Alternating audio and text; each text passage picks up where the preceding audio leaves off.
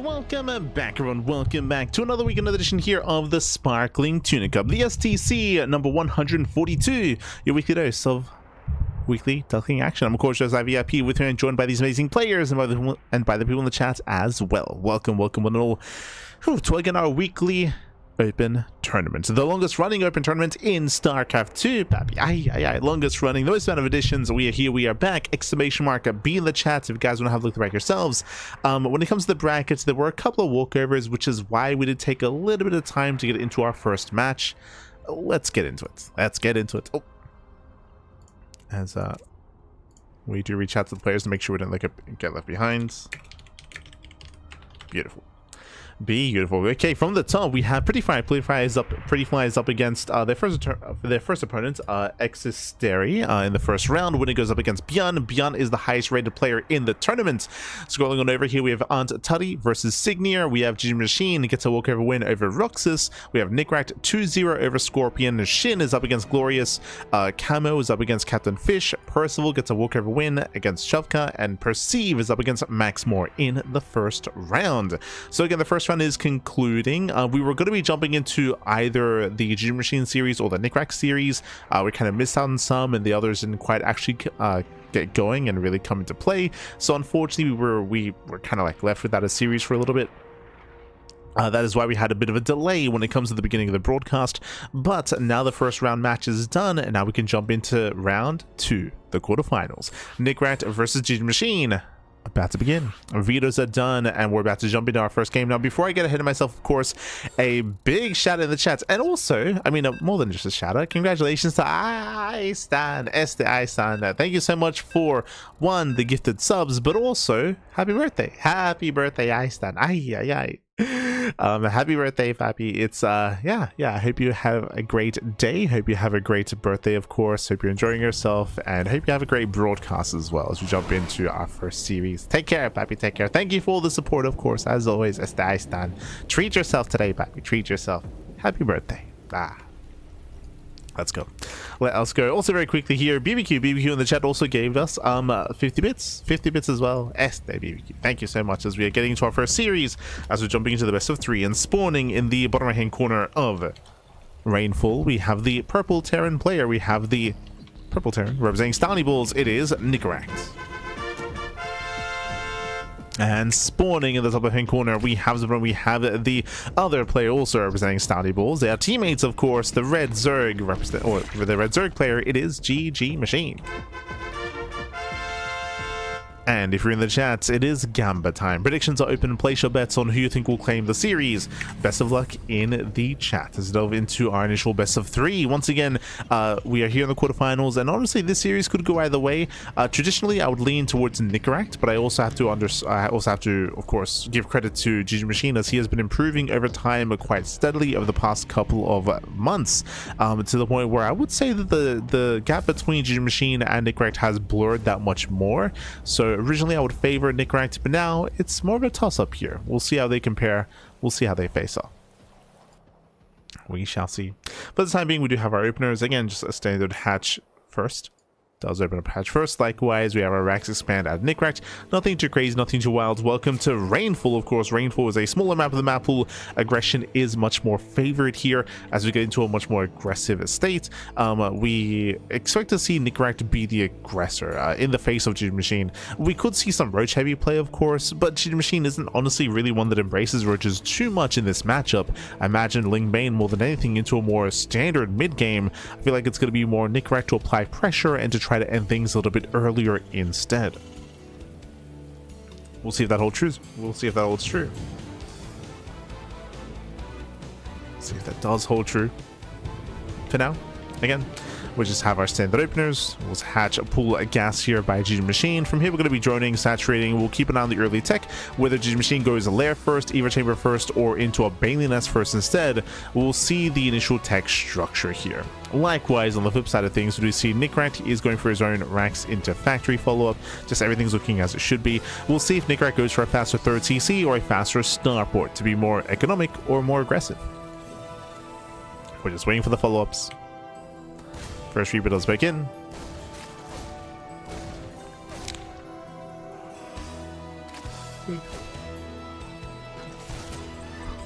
does poke into the natural and will get a drone kill. Ooh, a little bit too late there with the morph. Ay. So late reaction by GG Machine. That should not have happened. One drone already does go down, and behind this we go for a third CC economic follow-up out of Nickracked. He's being greedy. He's being much more greedy here, rushing into a third expansion, heading into towards the mid game. The Reaper does pull away. So far, a strong start here for Nickracked, and GG Machine pokes, or is about to poke in to confirm the timing of that third. So that's headed.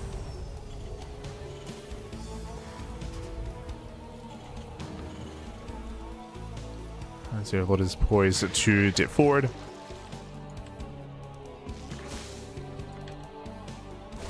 Oh.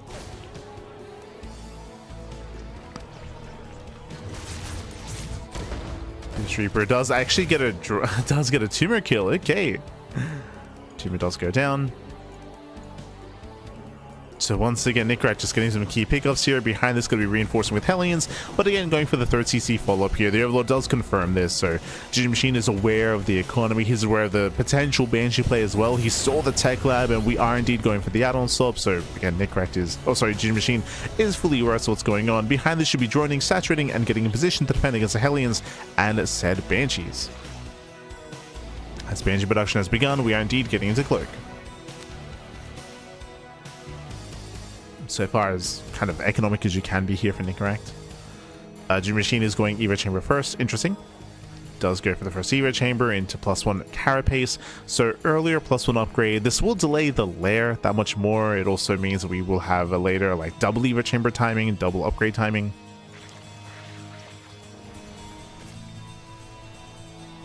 Just rushing into the one.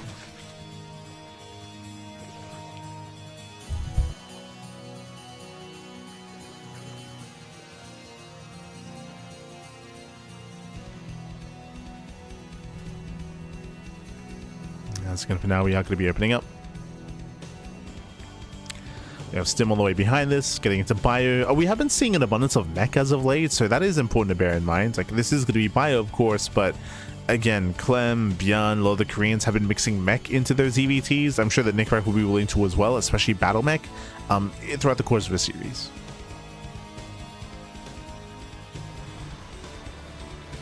So it's something to bear in mind.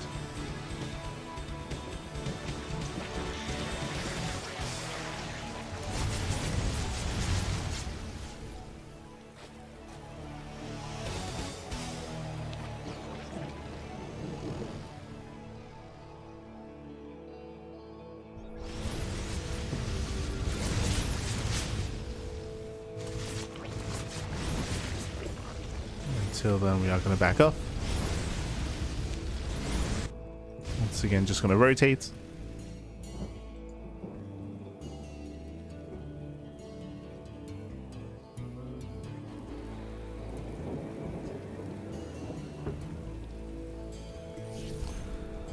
And again, two Banshees, they can one-shot drones. They can one-shots, and they will. A bit of a later reaction here from GG Machine, but he does pull away. 4 drones going to be going down. So far, nice damage. What's important is that Nickracked, he hasn't lost any Banshees yet, so just pokes in, gets a bit of damage done, pulls away, still retains his Banshees. Behind this, we're going for, of course, our Bio follow-up, landing our third base, and building up into said mid-game.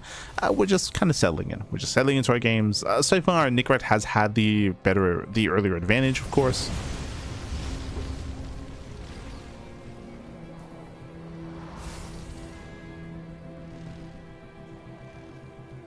Has had that edge.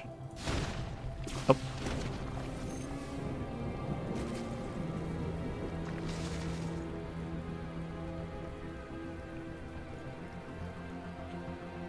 As he dips into the main, and he's gonna get more damage, by the way. Get 4 earlier, now up to 7. 7 workers going down. GG Machine behind this is trying to take up Intelling Bane. Hydra still needs a little bit more time, is getting up to 80 drones. Okay, so it has built up to 80. Has gone up to a 4-base economy, and now can fixate purely on army production. As that's happening, Nickracked, he is still applying pressure. He stays back with his Hellions just in case there's run by going on, stays back with his tank as well, only moving out with the double drop.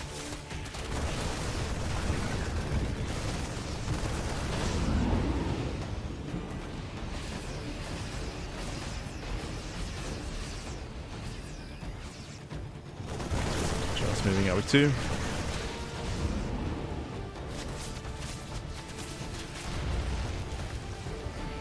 Here come the reinforcements. This is more of what we were waiting for. He's got his tank, he's got his banshees. With this eventual move out, we can try to push into the third expansion.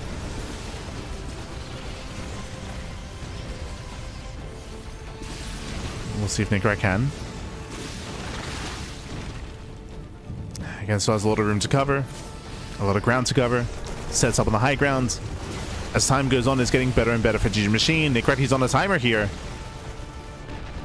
GG Machine, he attempts to set up the surround. This is a very strong position here for Nickrat on the high ground. On that alcove. Does morph in the Hellbats. And yeah, GG Machine, the best bet may just be to catch reinforcements. He's going for the surround. He's trying. He does move in. He should be getting the full surround. Gets on top of the army. Massive connection with the Hellbats, but the Marines. The Marines, they stand strong. The tanks are still alive. And that surround was not worth it. That was not worth it. This surround fails, and Nickrat is unstable, out of control. He rushes on forward. There are 0 banelings left, and now we can go for the economy. Actually, he's trying to go for the Hydras. He's pushing further in. Nice tank shots of the Hydras. There we go. Third base is denied. Denies the third. There are only 3 banelings. They won't connect. They will not connect. And with that, Nickrat, he has done it. He has broken GG Machine. The base will fall. The army will crumble.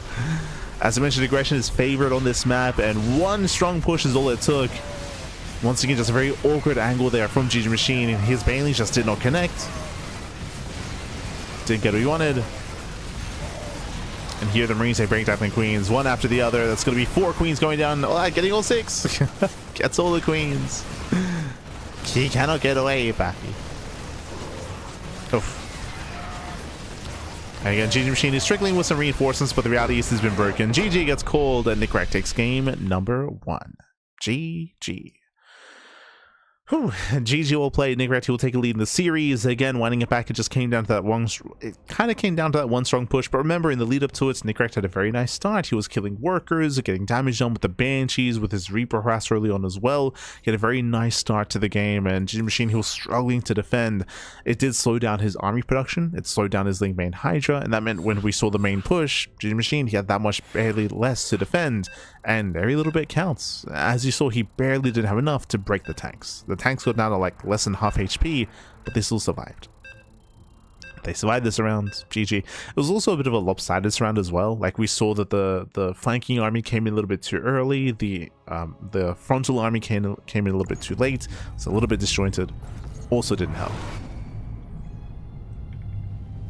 But here we go. We're getting into our next game. Into game number 2 and spawning in the bottom hand corner of Lockdown. We have the purple Terran player. The purple Terran representing Stouty Balls. It is Nickrat. And spawning in the top right hand corner, we have the red Zerg player. The red Zerg player himself. Also representing Stouty Balls. It is GG Machine.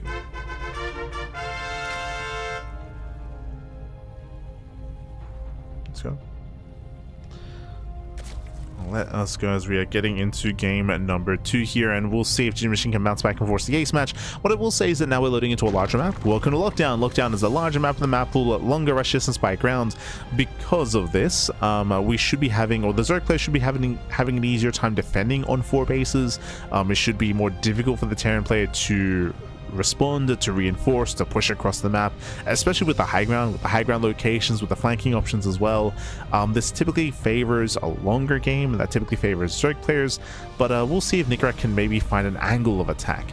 What I will say is that this area in between the bases can be very accessible, so there's a world where if we go for a big 3-base push, Nickrat can wedge himself in between these bases and cut GG Machine off from his natural, or from his 3rd, or from his 4th base. There is potential. So we'll see. We shall see.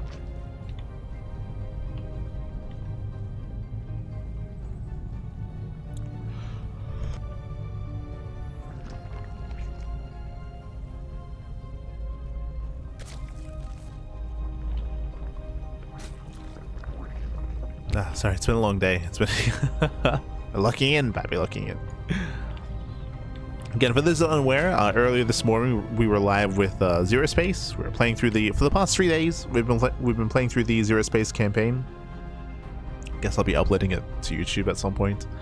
But we were streaming it, And yeah, it was an interesting experience. I feel like the story and the campaign being told still needs a lot of work.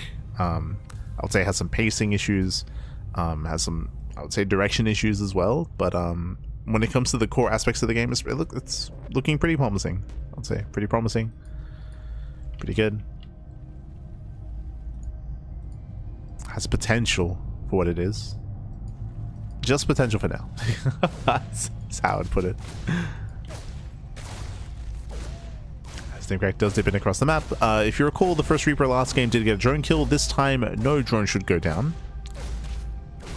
Wings are keeping up with the Reaper. Keeping up, they will zone away. Likewise, of course, as a reminder as well, as the Reaper gets further into the main, and this time barely does not get the drone kill, but just like with GSLCK, we are going to be cast. Oh, as the Reaper even goes down in the main base, Nickrack getting a little bit too greedy, fails to kill the drone and goes down to the Queen. Nickrack, we have to calm down a little bit here, as this time he has a much more rocky start to the game.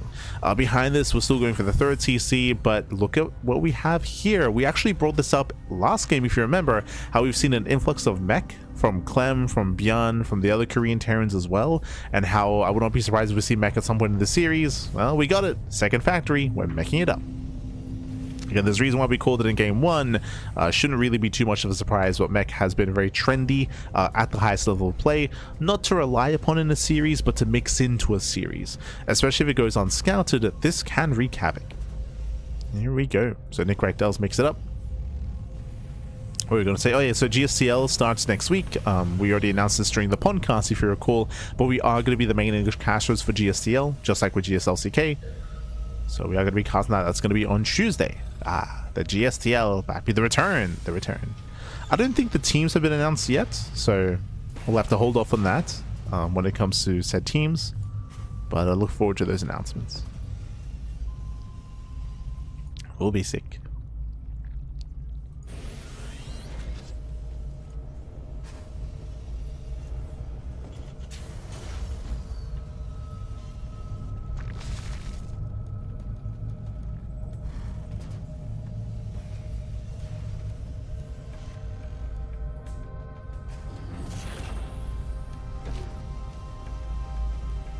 Here we go. We got macro accelerators on the way. Getting into mag field. The overload this time does not confirm. I mean, seeing a cyclone is already a tell, right? You'd never see a, and we see both factories. I mean, the cyclone was going to be enough. Regardless, G Machine is fully aware of the mech, instantly throws down the roach horn. But remember, we're throwing down the roach horn now as a reaction when there are already this many Hellions moving out across the map, right? So it's a bit of a delayed reaction by G Machine, and there's an opportunity for damage here for Nickrack. For now, looking for a way in, poking, prodding, no real way in yet. We are going for not blue flame, but early mag field instead. That's important to bear in mind, just because we have been seeing a mixture of the two. We have, and speaking of, there's blue flame after the fact. We have been seeing like these really gigafast like blue flame builds where you just rush in with blue flame Hellions and just wreak havoc in the bases. We're not seeing that here though. Yeah, it's gonna be mag field. Just hunting down overlords, fighting for map control, but no real damage yet.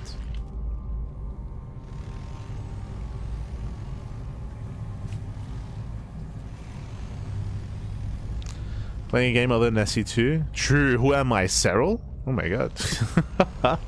How dare I?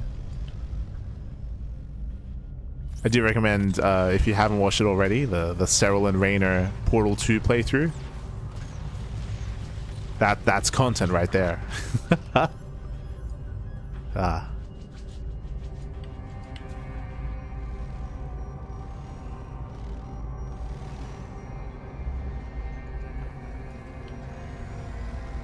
That's it now. Nickrack does rotate here towards the middle line. Oh, rotates in. Catching a couple of drones. Nothing crazy yet here. The roaches and the queens, they do come together. Despite that, the locons are brutal here. Yeah, some brutal locons. They lock onto the roaches. 3, 4, 5 roaches going to be going down. At the same time, we did have a nice counterattack. 8 SCVs do fall. And Lings are racing back. Yeah, they're racing back for the surround. They come to lock down the army. Oof. Yeah, they collapse on the Hellions. That's 3 Hellions falling, and a Cyclone as well.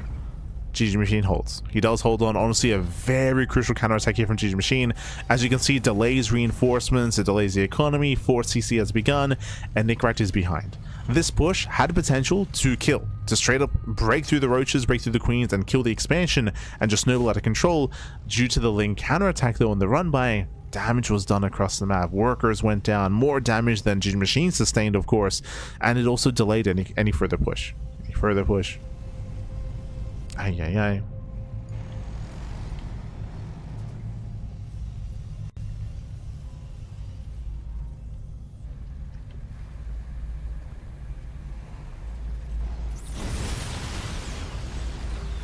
Nickracht does pull back. GG Machine coming in from behind, coming in for almost a surround here. Yeah, he flanks the army, and from here he's just going to snowball out of control. And Nickracht doesn't really have much left here. He will lose all the SCVs. Every SCV goes down. GG Machine, he snowballs out of control. He breaks through the main army, breaks through the economy, keeps on pushing into the natural. This all just came down to the main push, and GG gets called. GG Machine ties up the series 1-1. GG. Yeah, Nickracht, he had a lot of potential, he had a lot of momentum as well until that was stripped away. We spoke about it earlier, but it all came down to that one push on GG Machine's side of the map when he moved in towards the 3rd base, and when he was distracted, there was a counterattack, he could not keep pushing. That was the moment where he needed to keep going to break through the main army and deal critical damage. The moment he didn't, it all just fell apart. It all fell apart. And with that, we're getting into the ace match. Let's go. We're going to game 3, and we'll see how this story ends here. This could go either way. Now, I don't expect to see Nickracht going to mech again. It's something that you just mix into a series. You don't rely on it. Throw it in one game, maybe twice in a best of 5. But here we're expecting a transition back into ByuN. Let's go. Spawning in the top right hand corner of Sanctuary 3, we have the purple Terran player representing Stanley Balls. Oh. Being forced into a tied series. Can they bring it back? It is Nickracht.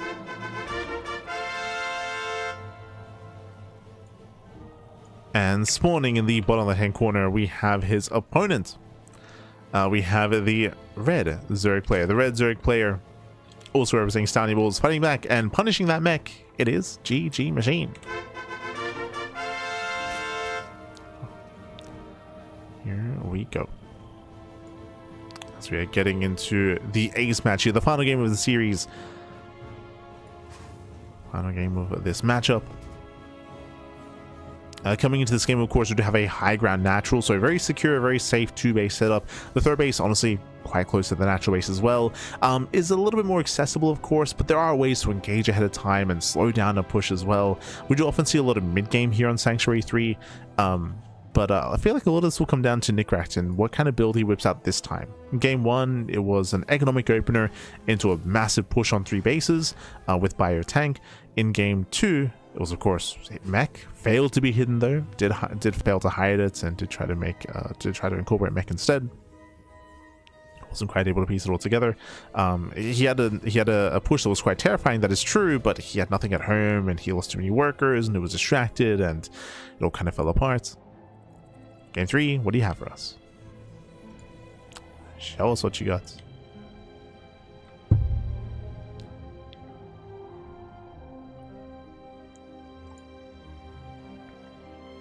Yeah.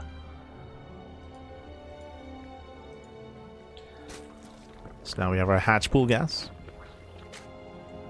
Everything's looking normal.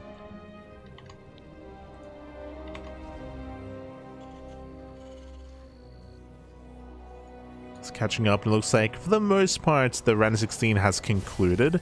Looks like there is still some portions of the bracket that are a little bit more delayed, that are taking a little bit longer, but that should be fine, bearing in mind that for our tournament we do cast both semifinals, so even if one semis is ready a little bit sooner, a little bit earlier, it should be fine. Like ideally, like we wrap that up and then we have the other semifinals getting ready as the first one finishes, so we can go from one into the other. It's all good.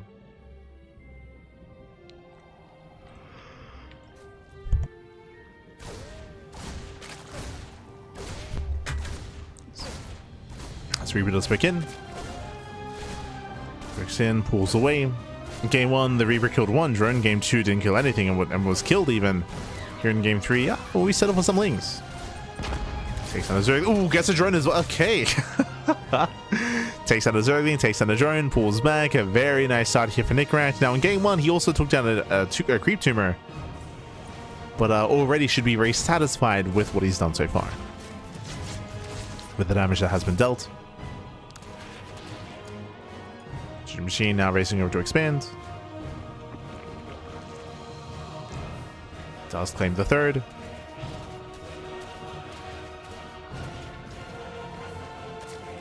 And oh, hello, back at home. It is going to be 3 CC, but that's going to be a third CC, not into Banshee. 3 CC, 2-on-1. Second Rax is on the way. Stim, earlier Stim, might I add, into additional Marine production, into a stronger Stim timing. So something different every game out of Nickrat. Let's go. The downside of this build is that you only make a handful of Hellions, so there should be 4 Hellions, then you add on swap into reactive Marine production. The Overlord will confirm both Raxes, so massive scout here by Machine. He's aware of the heavy bio play. He's aware that there won't be any need to defend against Banshees because there won't be any Banshees. And there'll be minimal Hellions. Basically, whenever you scout a build like this, it tells the Zerg player that you can be greedy. You can be greedy, you can drone up harder, and you can cut more corners because there's no Banshee harass and there's limited Hellion harass. So the goal here should just be to drone up as much as you can up until a certain point, and then just ensure you're ready for the Stim timing, which again, it hits later. So we can get up to 3 base saturation. Layers on the way. There's that 1 Eva chamber into +1 carapace. You can see that this time we go lair first and you go for a later upgrade.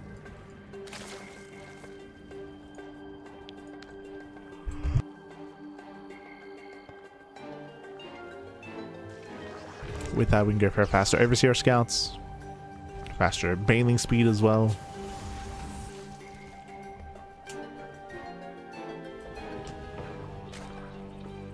There's that nest on the way.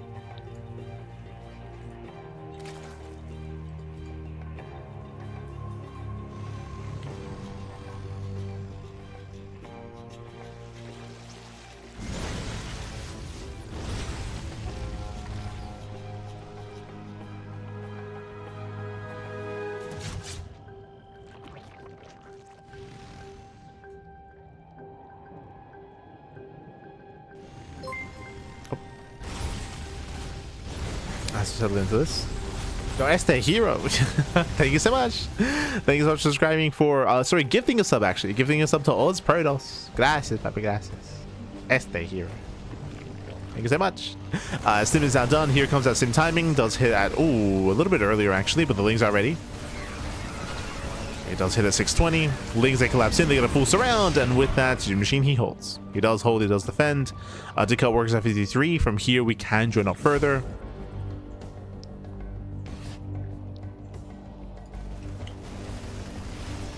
Tuna. Oh, so we just engage with the ByuN. Here come the workers. And so far the pressure's on Nickrat to find more damage here. It did get an Overlord, did deny some creep. Ideally we want to fight for all this creep. Like all these tumors to be active, to rotate. Anti-air is quite limited here for Machine, so it's important to take advantage of that. There are queens, yes, but that's mainly for base defense. So far, Nickrat does take down both active tumors. They are being replaced.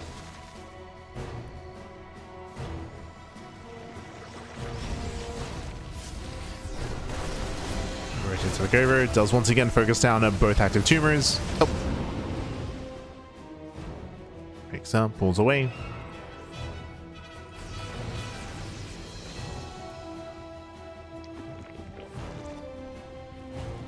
Still trying to apply some pressure. The reality though is that Machine, he's about to finish droning.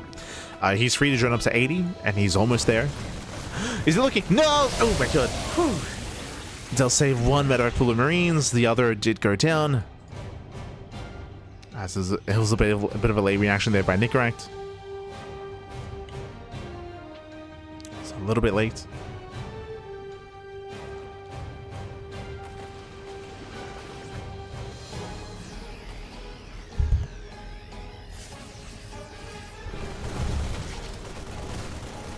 That's incorrect. Does catch a queen.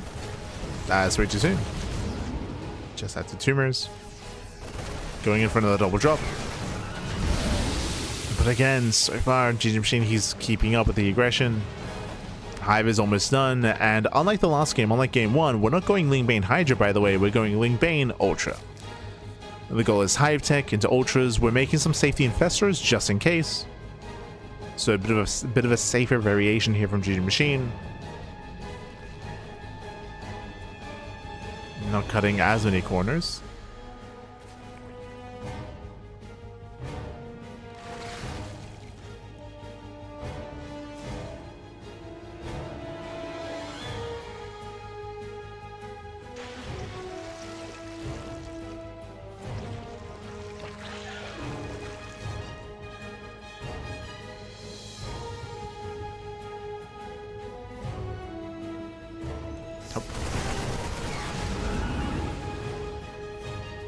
So far, CranKy does pull away. Again, we're almost at that final form here. Hive is done. Here comes the Ultra Cavern. Here comes Adrenal. GG Machine, he needs a little bit more time. He's almost there. And we can see that CranKy's trying to get ready for it here. He's starting to seal off his bases. Sensor is being thrown down. Second Starport, Master Liberator, Fusion Cores on the way for a little bit of range. Ghost Academy is now done as well.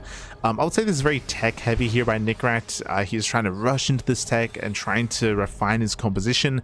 He's still a ways away though. And my big concern here is how open the bases are. There's not the best map here to turtle on.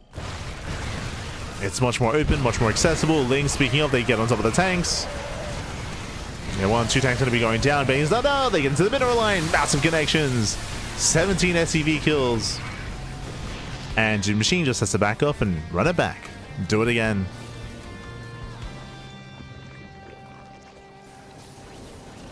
GG Machine pulls away. Spire is on the way as well as we're getting ready for the Liberators with Corruptors. There will be some anti-air.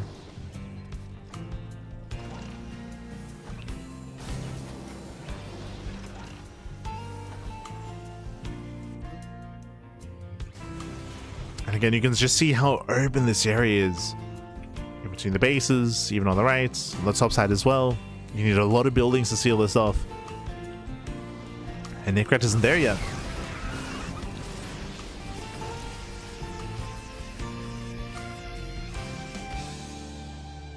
He's not there.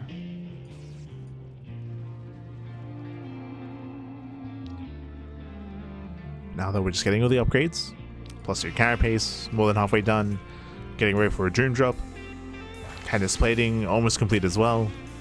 It looks like after the next big fight, then we can remax with ultras.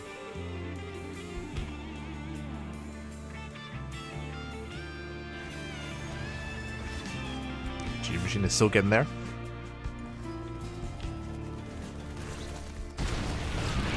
So on the way. A little bit messy here. Yeah, we just almost looked like a missed rally out of GG Machine where he just ran into a tank line, took some tank shells to the face, backed off. I guess frees up supply for Corruptors, I guess.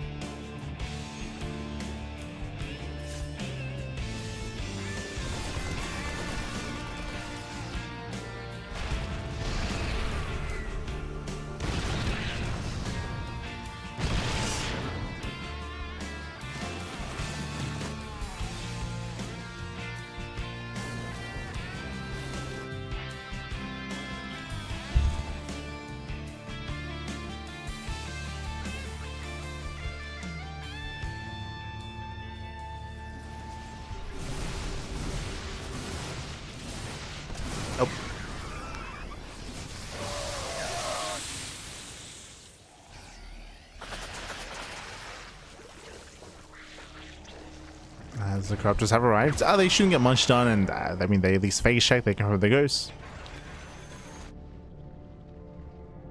Passing out more Lingbane Corruptor. A couple of Vipers are on the way as well. That will help when it comes to Blinding Clouds. I will say that originally we were talking about how much it would take to really fully seal this area off, but we're getting there. Look at this. I mean, we have all these CCs, nice spread of tanks, sensor towers, missile turrets now being added as well. This does help when it comes to trying to break the army apart and allow for more choke points. Nickrack, he's getting there to the point where he's fully walled off, or walling off. So much stronger entrenched position now for Nickrack. It does mean that without Blinding Clouds or Microbial Shrouds, it's going to be very difficult to push in.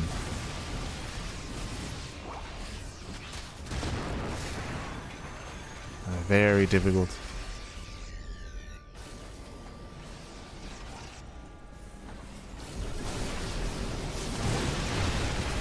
GG does go for that. There's a Microbial Shroud. Yeah, does go for the Shroud. Does land 1, 2, 3, 4 tanks. Oh, throws away one of the Vipers. Yeah, it does use a Viper. Nice focus here on the Ghost. Can we get them? Oh, we can. Massive Baneling connections. The Ghost, they go down. Heavy losses for Nickrack. Yeah, some brutal losses there as he will try. Oh, his machine will try to chase down the final Ghost. A little bit ambitious here. Corruptors are overextending. Yeah, Corruptors overextend. They're being thrown away. Losing 1, 2, 3, 4 Corruptors. We should not be here. And you can see the instant remax. This time with Ultras. Once again, more Corruptors thrown away. So again, just a little bit of miscontrol there from the machine towards the end. So overextends. Throws away supply. Waiting for the Banelings. Oh, we don't want to go in too soon. There we go. 35 Banelings on the way.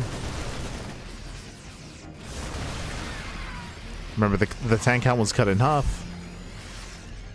And we're just waiting for the Ultras. You can see they're arriving just in time. And now we're going for the kill. We're going for the kill. Oh no! The Ghost! They're choked up! Oh my god, they couldn't get away. They could not get away. Yeah, brutal traffic jam there with the Ghosts. They couldn't pull out. Planetary goes down. And the Ultras. They just want hugs back. Yeah. Oh god, they get all the hugs with the SCVs. 22 SCVs going down.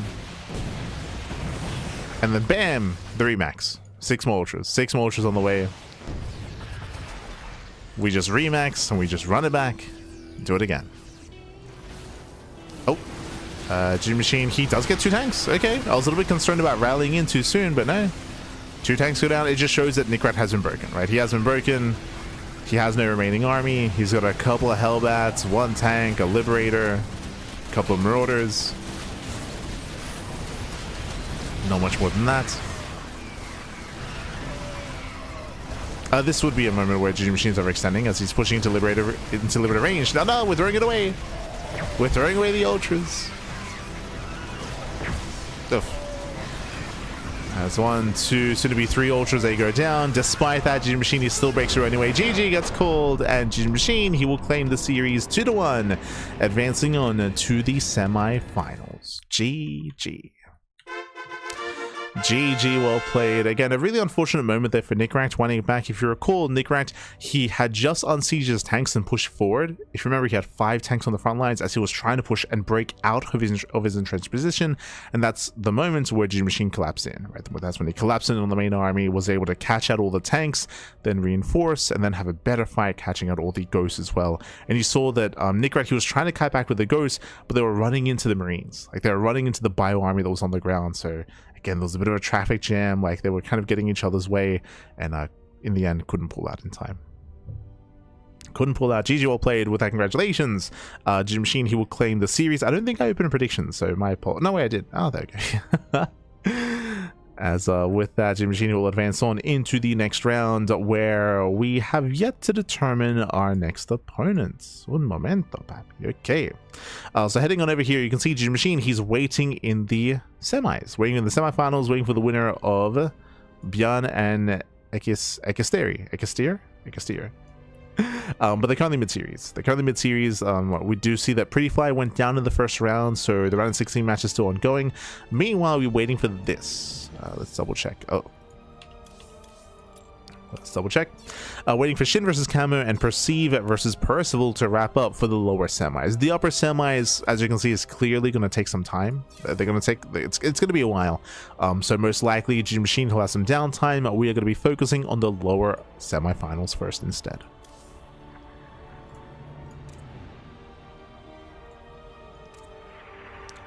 Focusing on lower semis. Focusing on those matchups. I'm just catching up with the chat.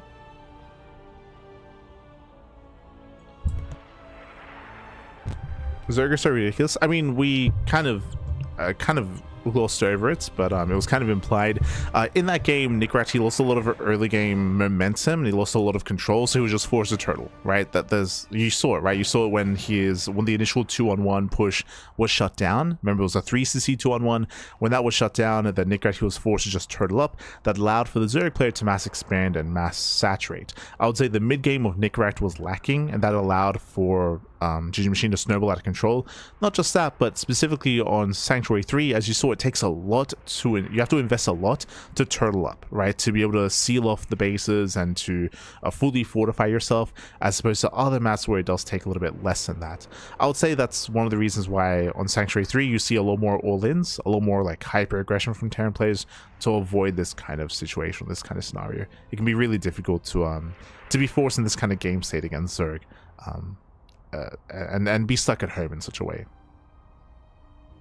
But GG well played. As we are going to be going on a short break. When we come back, we'll have a next series. Ideally, we'll have the lower semis. See you soon after the break.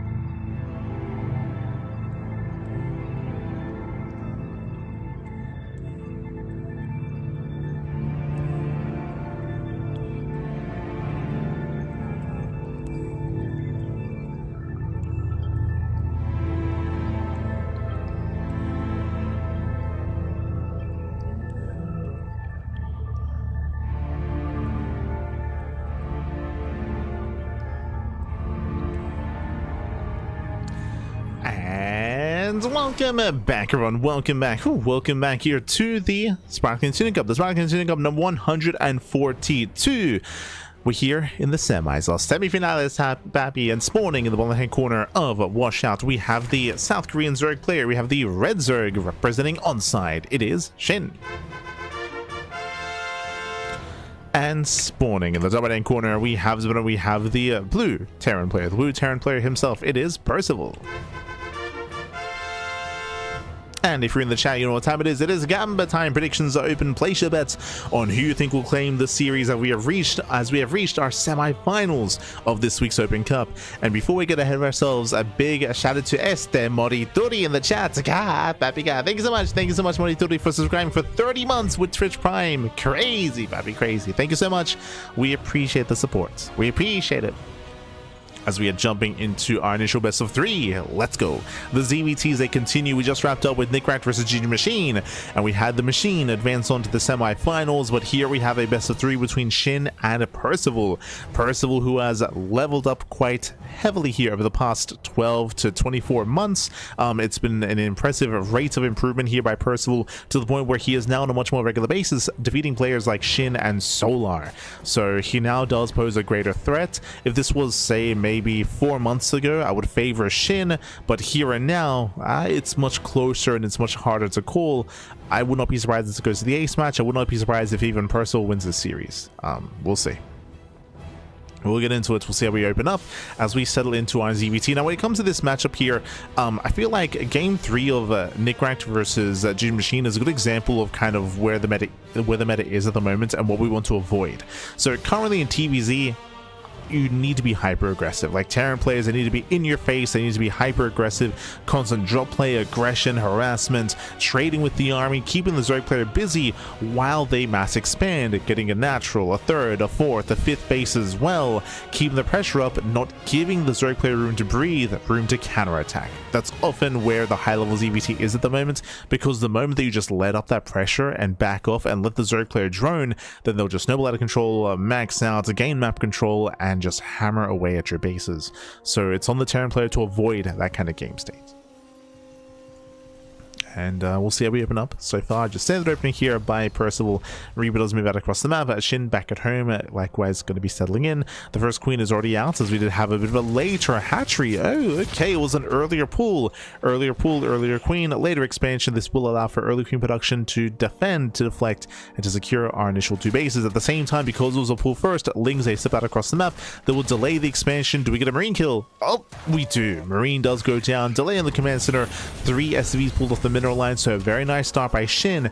Delays the economy, does some damage, even kills 2 SCVs, and defended back at home. There is a downside. The downside is delayed base and delayed droning, but the amount of damage that was dealt helps make up for that. So very nice pull first build by SHIN, bearing in mind he did prioritize gas mining to rush into link speed. Behind this to catch up, Percival is going for a 3rd CC before starport. So economic follow-up here out of Percival. Okay. So we'll see if Percival can recover, and when we get into the other game though, so far SHIN is in a better position. Yo, Ponyo in the chat. ¿Qué tal? ¿Cómo estás, papi? ¿Cómo estás? ¿Cómo van? Ajá, vamos bien, vamos bien. Un poquito cansado, un poquito. Adelante estamos streameando Zero Space, entonces un poquito cansado, pero the show must go on, papi. El atún, la tuna. Ajá, vámonos. For now, we are moving out. We have our initial Hellions on the way. It's going to be on Percival to try to apply some pressure and make up for his losses earlier on. So far, the Queens are keeping up, and Percival doesn't find a way in. Oh my god, he does try to make his way into the natural. Boys being pulled. 1 drone goes down so far. He gets 2. Yeah, 1, 2 drone kills, and he'll get more damage in the main base. You can see this is very desperate damage, but very necessary because of the earlier losses of Percival. So we'll get 4 drone kills. And that was 4 drones for 2 Hellions and a Reaper, so not a bad trade. Ideally, though, did want more. He did want more damage here, as SHIN will shut this down. Behind this, Percival, he is trying to get into his own Reaper Hellion. Oh, hello. Sorry, I meant to say Hellion Banshee, as he goes for Fake Cloak. Fake Cloak out of Percival, trying to force some inefficiencies out of SHIN, forcing out spores. That's the hope. That's the goal. Behind this, the Hellions are trying to be rebuilt. Shin back at home, going Evo Chamber first. Overlord is going to be zoned away. Upgrade was cancelled. And again, we'll see if Shin does take the bait. Yes, there we go. Spores into the mineral lines. Oh! Are we going second? No, okay, we're not. But we're going for an early Raven. This is odd. Usually, if we ever see Raven play, it's usually Raven with Battle Mech. But we're seeing Raven into Bio instead. Interesting. Yo, Percival, he's been spending time on Reddit. Oh, no. As the Raven can support the Hellions quite nicely, assuming we don't lose them, so we gotta be careful.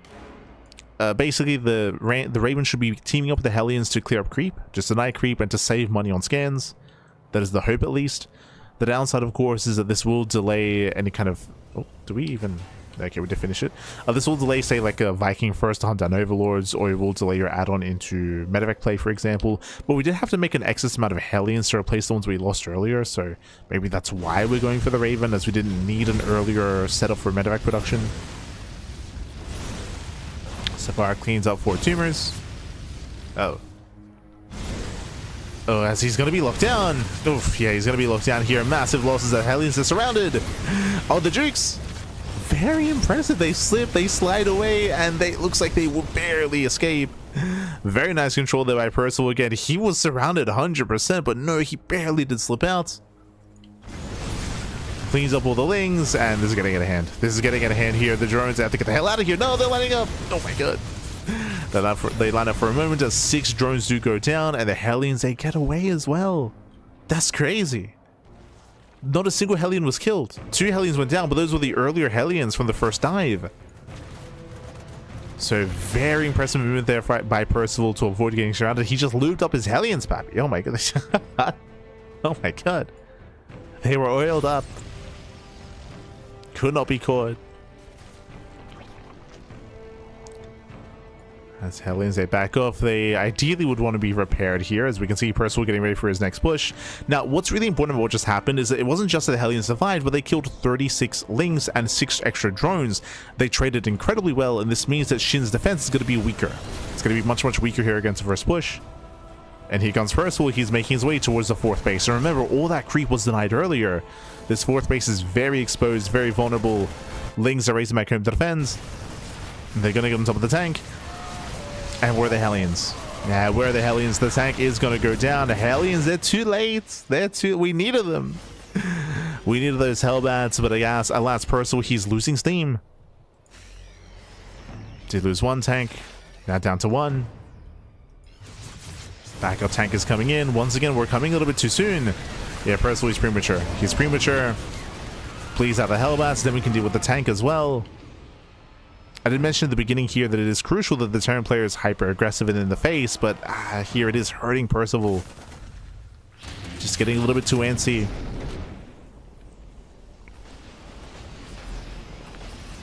It's getting too cavalier. Percival, he's punished, and Shin is recovering. Again, this base should have gone down. Like, Shin had a very, very shaky mid-game. But now he's recovered, he's stabilizing, creep is respreading, bases are being taken, now we're droning, saturating, getting up to 80 workers. This is looking dangerous for Percival. It's looking dangerous. Pressure's on. Me alegra, papi. Ah.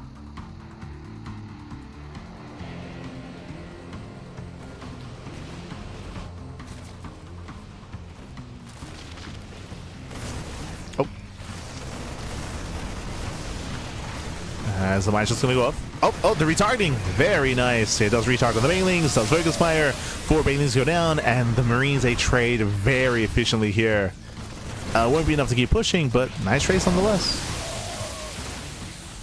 As Percival pulls away. Pulls back, pulls away.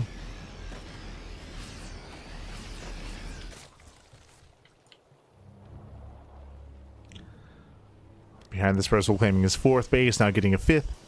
Academy's on the way. More upgrades. Once again, Percival trying to maintain his presence here. The Raven doing well for itself. So to kill some workers earlier. denying more creep. You can see SHIN, he's now maxed out. He's coming. And is Percival ready for this? How many tanks do we have? Two tanks, 5 widow mines. It comes down to the mine shots. Lings are collapsing in.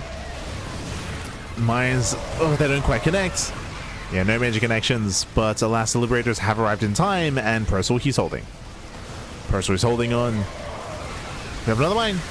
And not quite. Bailings make their way into the mineral line. They bust into the natural. SVs, they pull away. They try to pull away. No, they get chased down. Oh my god. Yeah, they barely connect towards the end. I mean, Percival, he will still defend, but at a cost. At a cost of 8 SCVs.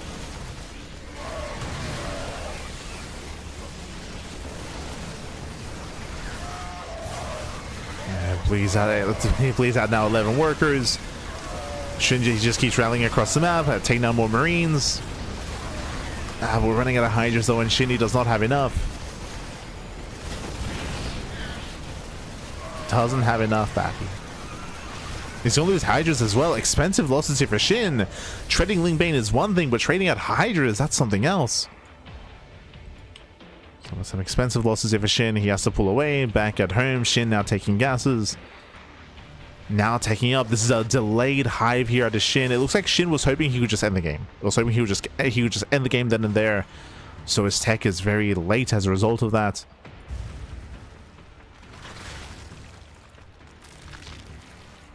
Percival is holding on. But once again, after being stuck, or after being forced back home, he's stuck at home. So SHIN has freedom to max out. And Percival's in trouble. We mentioned earlier that the last thing you want in this matchup is to relinquish map control and allow the Zerg player to just max out and build up. Well, that's what's happening. We see Percival setting up here in the center, but here he can be attacked from 3 different angles. It's one of the more difficult locations to defend.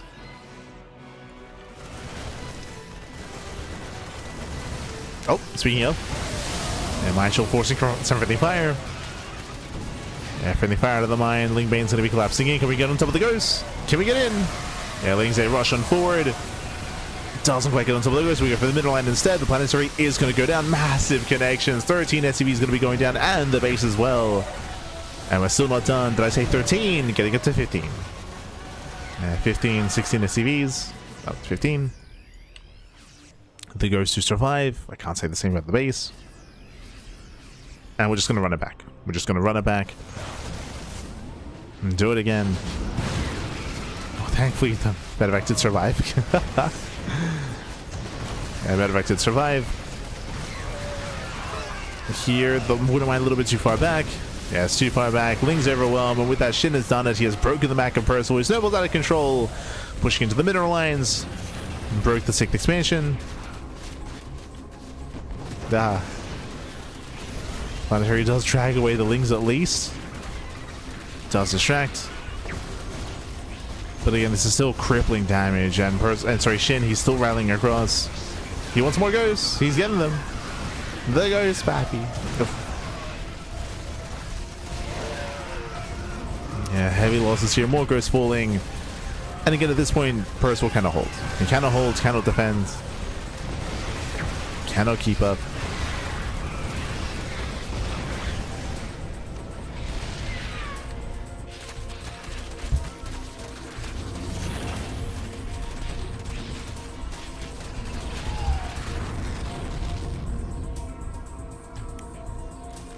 Not like this, Pappy, not like this.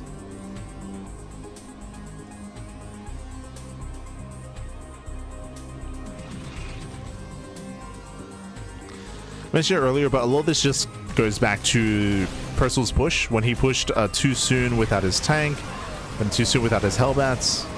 Sorry, initially it was without his Hellbats, then without his tank. But the losses that Percival had in the mid-game kind of led into the game set that we have here. It led into SHIN getting comfortable, mass expanding, mass droning.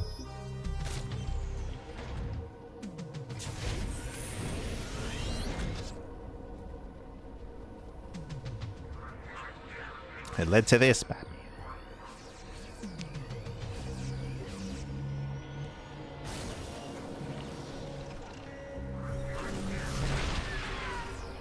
And SHIN is happy to just wait. Happy to wait for Percival to attempt to expand. Speaking of, there it is. Command center lands. Planetary is morphing in. And here comes SHIN. Force the cancel. Ideally, he wants to catch the Ghost. The Ghost is still far back. But there's not much support. There's no freedom zones. Tanks are just now trickling in. SHIN could just commit. But playing it very safe. I don't think SHIN is fully aware as to just how far ahead he is. Otherwise, he could have just pushed into the third and just killed everything. So this is giving Percival the opportunity to try to recover in this game. He's being given time. As SHIN is going for the Spire, going for the Night Storm. This is giving me a little bit of deja vu. If you remember, we saw something very similar. I think it was in Kung Fu Cup like 2 weeks ago, where it was SHIN versus Percival, this very matchup, where SHIN would get ahead. He would get miles ahead in his series in each game, and he would be too passive, too tentative, and Percival would have a crazy comeback. It happened like 2 weeks ago. Here it shouldn't, but once again, we can see that SHIN did give him a lot of time. But we're fine. It's fine. As long as we keep pushing. And there we go. Denies the base once again. Links it into the middle line, and as EMP Nice snipes here on the Vipers. Even here trading against the Hydras. The snipes are popping up. Oof, losing 2 more ghosts. We got 2 ghosts left. This is it. Da-da. Oh, down to 1. Down to 1 ghost. Oh no. Can he survive the game? GG. He can. GG gets called. And SHIN will take game number 1. GG. Whew. And GG well played. SHIN will take a lead in the series, and we'll see if Percival can recover, bounce back, and force the ace match. Running it back here again, Percival, he did have a shaky mid-game when if you remember, he was doing well for himself. He initially killed a bunch of workers with the Hellion Rumbies, with the counterattacks. He was doing well early on, but then it led into the main push where he was a little bit too late with his Hellion reinforcements. He had his tank push with his ByuN army, of course. The Hellions did an amazing damage before that, if you remember, trading well against 36 Zerglings and killing 12 drones as well. It was a crazy start. But then the Hellions were at home, which meant there was little support for the tank, for the buyers. They got surrounded, got shut down, reinforcements came too late, and Percival, he lost map control. He lost map control. From that moment, SHIN, he built up, remaxed. GG. GG. And now we're loading to game number 2. Let's go.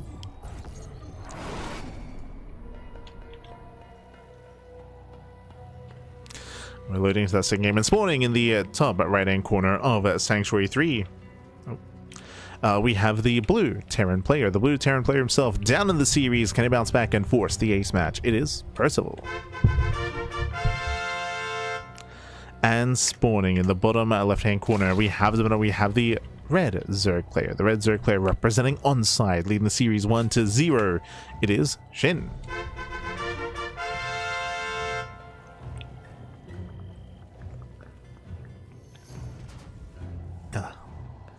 Here we go.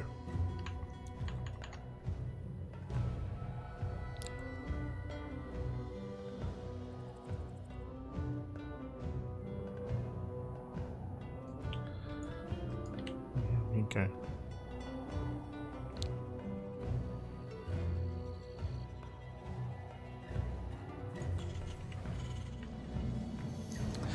So now again, we are just settling into our game. Settling into our series.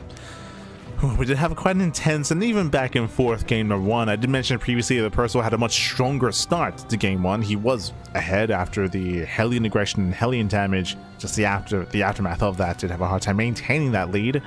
Here in game 2, we're loading into Sanctuary 3. Once again, we do have a much more secure 2-base setup. Your 3rd base relatively secure as well. Your 4th is much more open. It's on the low ground. It's very accessible.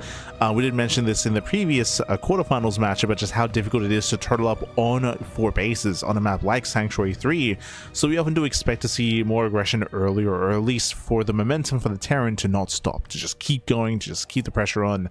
We'll see if Percival can keep up that pressure. This time hatch first. Remember last game it was pool first? We had the pool first opener in game 1, here a hatch instead.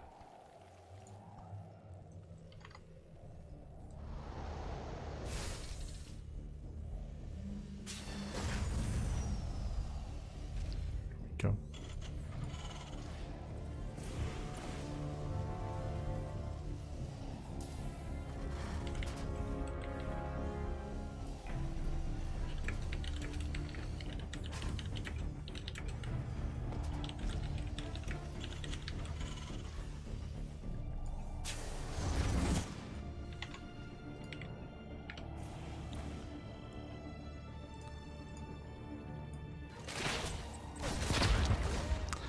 Percival does poke in. Does poke into the main. Again, no major damage, just getting... Oh, just trying to get a drone kill so far. Does pull back. No links go down, no drones go down either. And SHIN even goes for a very fast third expansion. Okay, so SHIN, he will delay his third queen in favor of a faster hatchery. So we get some greed here out of SHIN. The Reaper will confirm. Again, queen production has been delayed. And we'll see if Percival tries to punish this. For now, 3cc. Yeah, 3cc Banshee. Starport's on the way, most likely into an add-on swap. A very standard opener here. It is going to be very Hellion heavy. That is true. It's going to be very Hellion heavy here for Percival. So there's potential to maybe get some damage done or go for another dive. My concern, of course, is just, again, the natural base is less accessible here on Sanctuary 3. We'll see if Percival can find some damage. See if we can pull it off.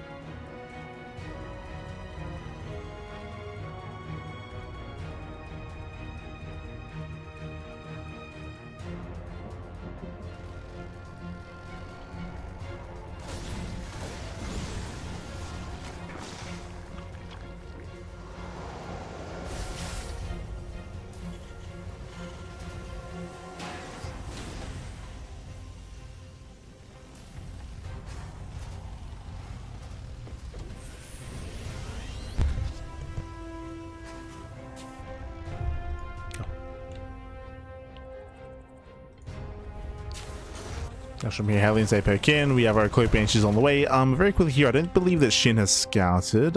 He did see the initial opener. Show me those skills. Every time. God damn it. He didn't see the add-on swap here or the early attack lab or the research or lack of research either. So SHIN playing a little bit blind. He does get some safety spores anyway, so he should be okay. There's always potential here. The Banshees might be able to dip in between the bases, hit the mineral lines, catch a queen. There is still damage that can be done. Speaking of the first damage, the first Banshee does hit the main, but last spores in position, queens as well. SHIN so far is keeping up. So far. Hellions are looking for a way in. Ooh, Lings, they almost get a surround, but alas, yeah, Hellions, they do break through. Percival, he breaks out. He rotates towards the top side. Banshees, they're looking to rotate towards the main. We'll see the direction they head in. Well, we might even try to force a cancel at the fourth base. Queens are distracted. Banshees that make the way to the natural. Again, Spore is in position. Oof. Yeah, Spore's in position. Banshees, they do get out of range, and one queen goes down. Not bad. Taking down the queen, taking down some tumors. Not a bad start here out of Percival. Moving further in, the 3 drones going to be going down, and all 2 Banshees will survive this. Oh, they should at least. Doesn't get another queen.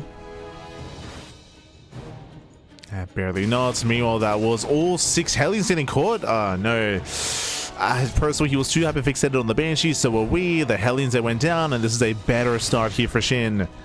SHIN did end up losing 4 drones and a queen. Did bleed out Lings, but again, he gets gained map control. He gets a tank. Yeah, tank goes down. Yeah, it takes out the tank. Trades with the Marines as well. Very efficient pickups here with the Lings. Can he get all the Marines? No, he gets to surround. No, he gets to surround, and with that, he's wreaking havoc. His Snowball's out of control. Busts into the mineral line. SCVs are going down. And Percival just an unfortunate start here.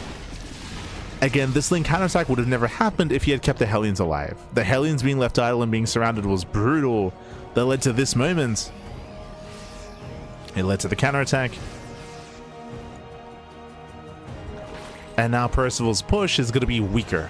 Now there are no Hellion support, no Hellbat support. There's one less tank. Lost 12 Marines in the process.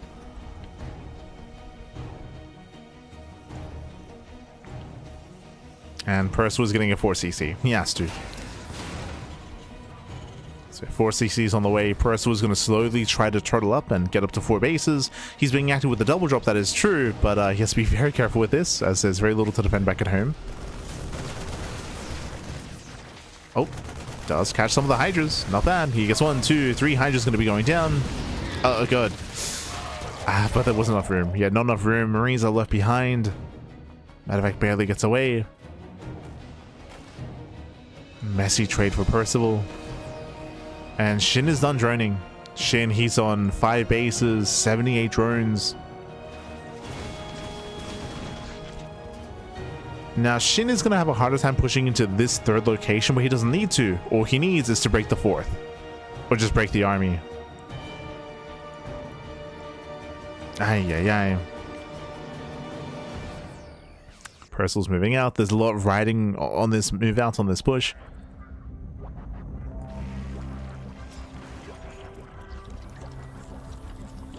SHIN spots the army. Setting it for a flank. Setting it for a surround. Bailings are being denied. No bailing speed. Yeah, no bailing speed. It's going to be messy assault here from SHIN, but he does get on top of the tanks. Yeah, 1, 2, 3 tanks go down. Gets a full surround. And cleans up. Completely cleans this up. And oh my god, nothing escapes. Nothing survives. SHIN is not done. He's going to go for the counterattack. We spoke about this earlier. It was just such a rough mid-game there for Percival. To lose all those Hellions was brutal. Then he lost a tank, lost a bio, forced him to expand, forced him to be defensive instead. And he's just been outscaled. He's just been outscaled at this point. Too many losses too early on. SHIN, he steps forward, gets on top of the Marines. And from here, SHIN, he runs away with it. He runs away with it. Gets into the 3rd base middle line once again. And GG gets called. GG gets called. SHIN, he will claim the series 2-0, advancing on to the grand finals. GG.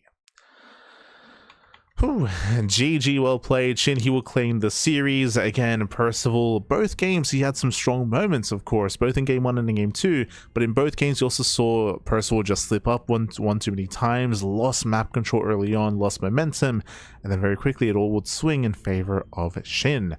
That's the dynamic of TVZ right now. It's very cutthroat. Maybe is the best way of putting it. Very cutthroat, very aggressive. As a Terran player, you need to be in the face of your opponent. You cannot afford mistakes. Once you do, it all very quickly goes south.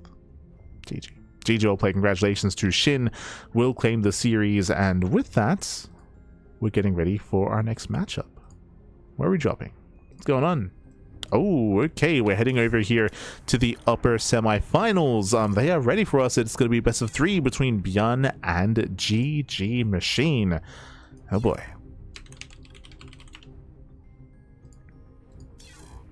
Un momento.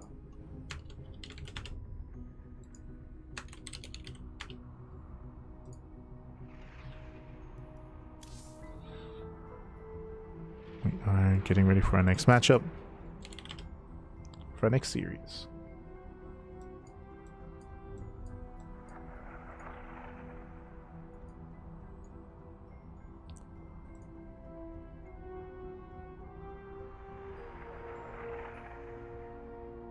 Okay.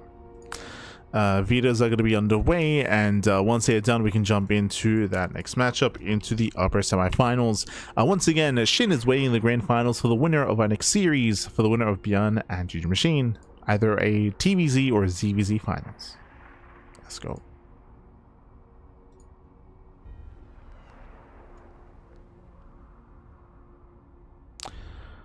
So until then, we're going to be going on a short break. We're going on a short break. Bearing in mind as well, before the grand finals, we will have a raffle. We'll have a random raffle. Our participation raffle, if you will be upon us.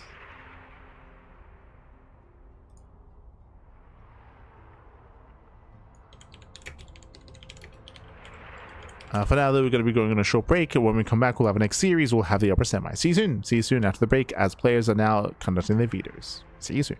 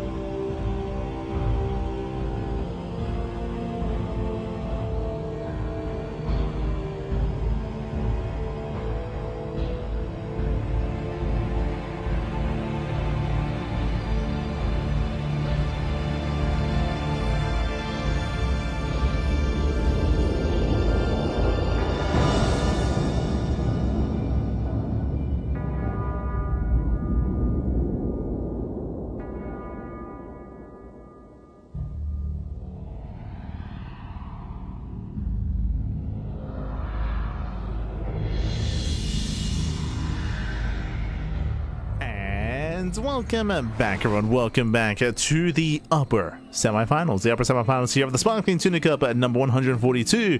We just wrapped up with the lower semis, and SHIN is waiting for the winner of this series in the grand finals. Who's it going to be? ZVT or ZVZ? We're here to find out. We're here to find out. Spawning in the bottom right hand corner of the Old Sun Temple, we have the South Korean Terran player. We have the Blue Terran for Shopify. It is ByuN.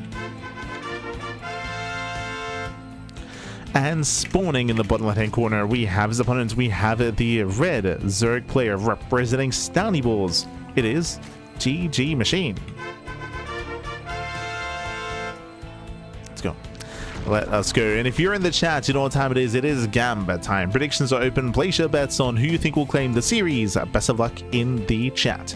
As we're getting into our TVZ again, ByuN is coming in as the top seed of the tournament. ByuN alongside SHIN. They are favored to face off in the finals, but of course, Junior Machine is one that can stand in their way. We'll see if he does, though. We'll see if he can slow them down or even cause an upset and make it to the finals. Let's go. He's already done well for himself making it this far. Can he go further? For now, welcome to the Old Sun Temple. This is a 4-player spawn map. You can spawn in bottom left, bottom right, top right, or top left as well. So 4 possible spawn locations. Junior Machine, he will scout horizontally and he will find ByuN immediately. Oh. So fast scout here by Machine. Now when it comes to this map is a very extreme map is what I will say. What I mean by that is that if we have close spawns like we currently do, when I say close spawns, we are right next to each other with these horizontal spawn locations. The rush distance by ground is very short, very short, and these big three-base pushes hit incredibly hard as a result. If we had diagonal spawns or cross spawns instead, then often that leads into some longer games, and it is easier to maintain a 4-base setup. A little bit harder to get a 5th base, but a 4-base setup is much more secure. Here, like, your 3rd base is much more open, much more exposed. The reinforcements arrive so fast, and we often see shorter games as a result. The Overlord scouts, and ByuN sees the Overlord as well. So they scout each other. ByuN did not go for an SCV scout, but the Reaper is now aware of Machine's spawn location. And we'll find Machine. We'll find him.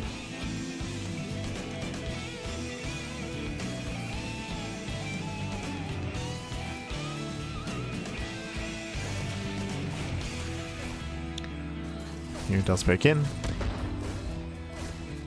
Oh.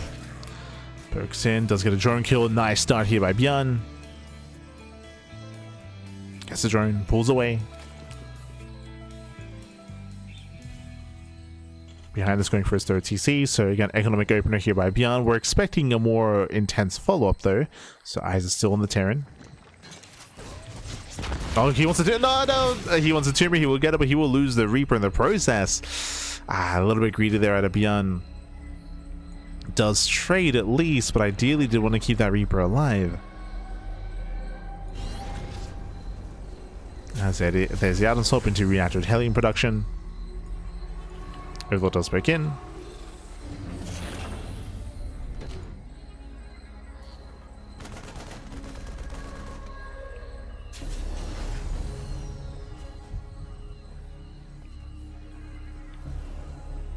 And Machine will back off. He doesn't confirm whether what the follow-up is, whether it's the 2nd Rax or whether there is a starport follow-up, but does get eyes on the initial CC, so he's aware of the economic start, the economic build, and we can see that we are indeed not setting up for an add-on swap into starport play into Banshees. We're going straight into early stim.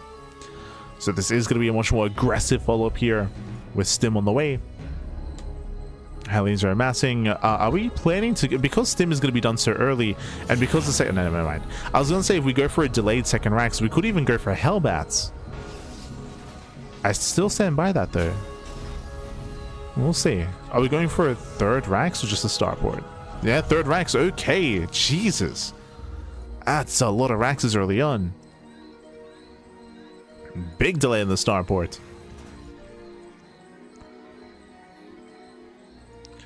What does this mean? So again, we're delaying the starport very heavily. This means that we're delaying medevac production very heavily. It means that there's no early like double medevac drop. That's true. So it's going to be a much more passive early game out of ByuN, but even though the early game is going to be more passive, this means that in the mid game we have a stronger and larger marine count, right? Because you have less medevacs, but we're going to have more marines. Medevacs are going to be saved for later. So there's going to be an excess amount of marines here, leading into a stronger mid game push. The downside, of course, is that the Zerg player is now free to drone up heavily. If Machine is aware as to what's going on, and the Overlord will get eyes on some of the build, but if he can identify that there are no medevacs, then Machine should freely drone up to at least 66. For now, is droning up a little bit further, taking his gases, taking up.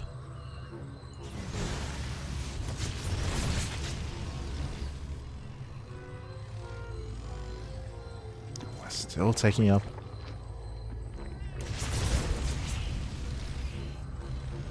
Of course, you don't want to be overly greedy. Once you drone up to 3-base saturation, you want to be ready here for the eventual push, because it is going to hit hard. Starport is now done. There's the add-on swap into reactive medevacs. So the push is coming. I would say that we're making Lings a little bit too soon. I feel like we could have seen maybe a little bit more droning here by Machine. But ByuN is soon to push.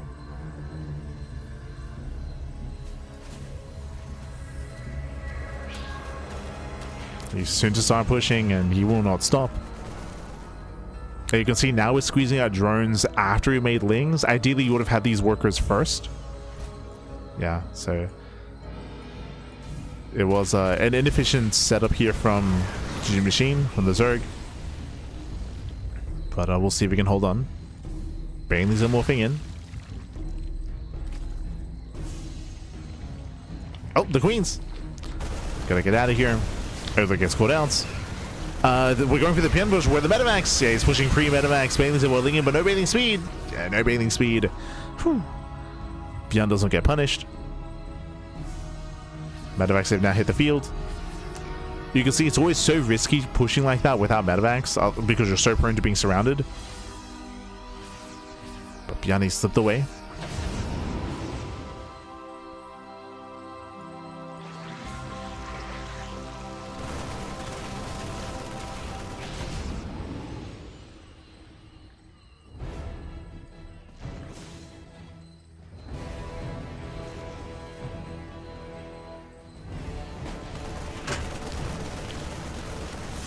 As ByuN does drop in behind the mineral line. So far, trades very well, dropping a couple of Marines. Trading against Banelings, gets 2 drone kills, drops on top of the high ground and catching an Overlord. Oh, barely not. Whew. Overlord does get away. Overlord gets away. Picks up, pulls back.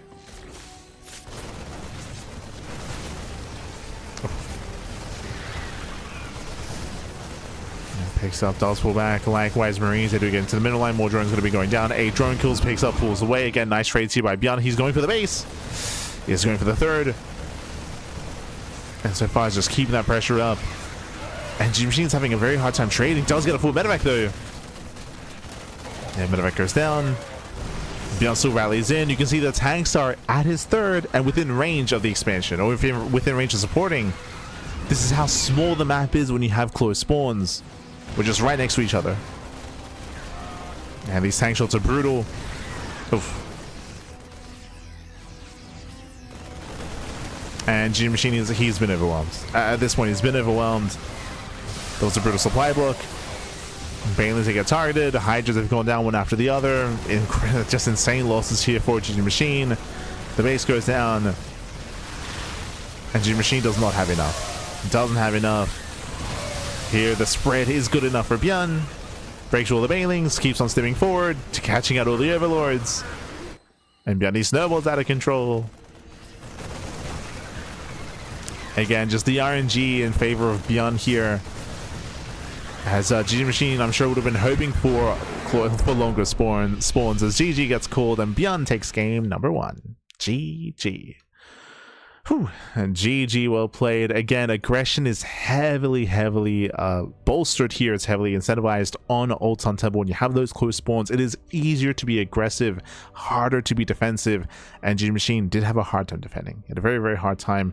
A couple of things came into play there. We mentioned earlier that GG Machine did drone too late. You notice that he made workers, then he made Lings and Banes, and then he went back into droning when he realized that ByuN wasn't pushing yet. So that was GG Machine not being fully aware as to ByuN's build, to be aware of how many workers he could get away with. So droning was lackluster there. And likewise, as mentioned, just there's a lot more pressure on Old Sun Temple, and you saw that come into play, where you can even get your tanks involved from your own 3rd expansion. GG. GG, well played. With that, we're going to be loading into Lockdown. A Lockdown is a larger map of the map pool, longer rush distance by ground. Here, I would say that aggression is nowhere near as favorite as on the Old Sun Temple, so we should be seeing a different dynamic out of our players. Spawning in the top right hand corner of Lockdown, we have the blue Terran player. We have the South Korean Terran representing Shopify Rebellion, leading the series 1-0. It is ByuN. And spawning in the bottom hand corner, we have the red Zerg player. The red Zerg player himself representing Stony Bulls. It is GG Machine. So, let us go. As we go. Oh, hello. As we're moving up, we're not just one with 2 SCVs. So I was about to say that this map typically favors Zerg players in longer games because it's a larger map, a longer rush distance by ground, more space to maneuver, more space to drone and saturate. ByuN agrees, so he wants to end it early. He's going to end the game early instead, sends out both SCVs, setting up for the proxy 2 racks, setting up for the bunker rush. Let's go. Going for the proxy, going for the cheese. GG Machine currently is unaware when the overload gets across the map. Then there'll be a bit of sign as to what's going on. We'll see how GG Machine reacts to said build. It can be hard to distinguish between proxy 2 racks and proxy 3 racks. They both require some different responses. We'll see how GG Machine does react to said bunkers, if they finish or not. Remember, there are no gases. Marines will be amassing. The second overload will be parked outside of the natural, so this will get eyes on the SCVs. GG Machine, ideally you do want to pull the boys. You want to pull the boys, zone the army back, and buy time for Own Queen and Link production to secure the natural. It isn't just about pulling the boys though, you do have to micro well to preserve your workers and make sure you don't lose too many. And here come the bunkers. We're setting up. First bunker's on the way. Here come the boys. Link production has begun. Spine cold on the high ground. So far the initial SCV is going to be zoned away, and we do force cancel. Very nice. Yeah, the expansion is cancelled. Sorry, the bunker is cancelled, I meant to say. Collapsing here on the initial SCVs. 2 SCVs going down, Marines as well, and with that, GG Machine, he completely shuts us down. We have to be careful not to lose too many workers though. Yeah, pulls back the drones. Spine crawler is almost done. GG Machine is fine. Perfectly fine here. Did up to... Okay, there we go. I was like, where's the queen? Yeah, queen now moves in. Spine crawler as well.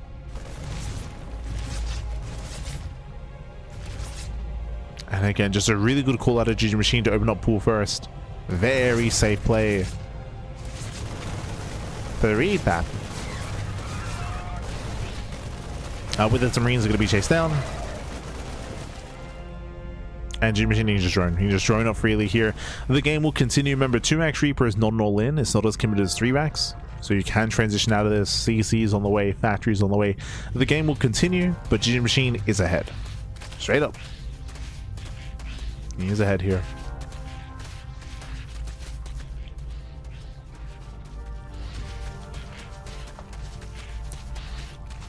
Yeah.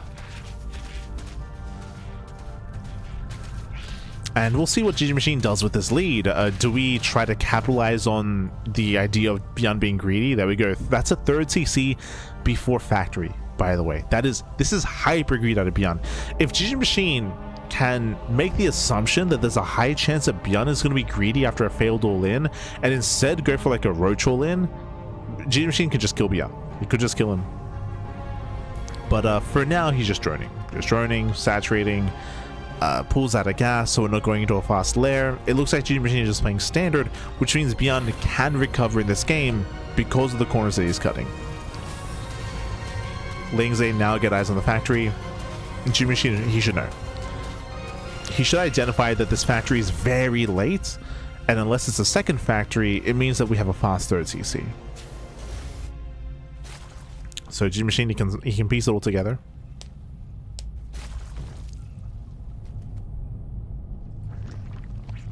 Just see the chamber. Yeah, just going for the chamber, +1 carapace, 3rd base. We're just gonna drone.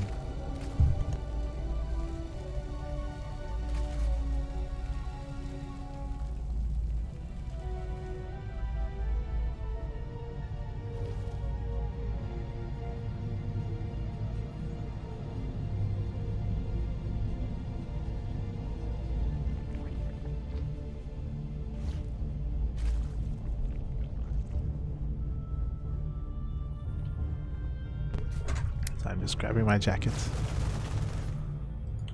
It's getting cold.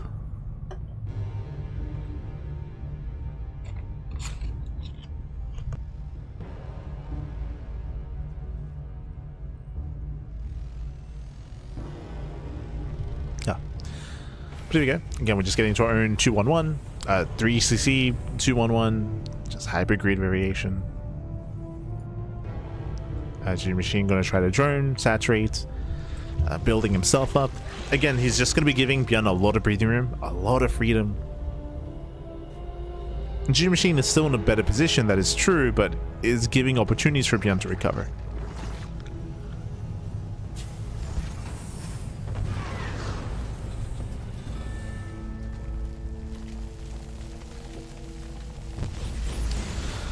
giving him opportunities.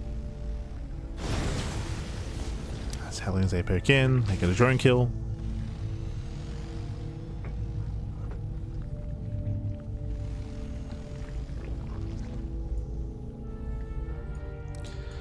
There's on the way.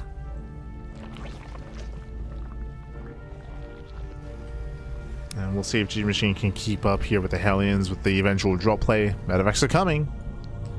Drops as well.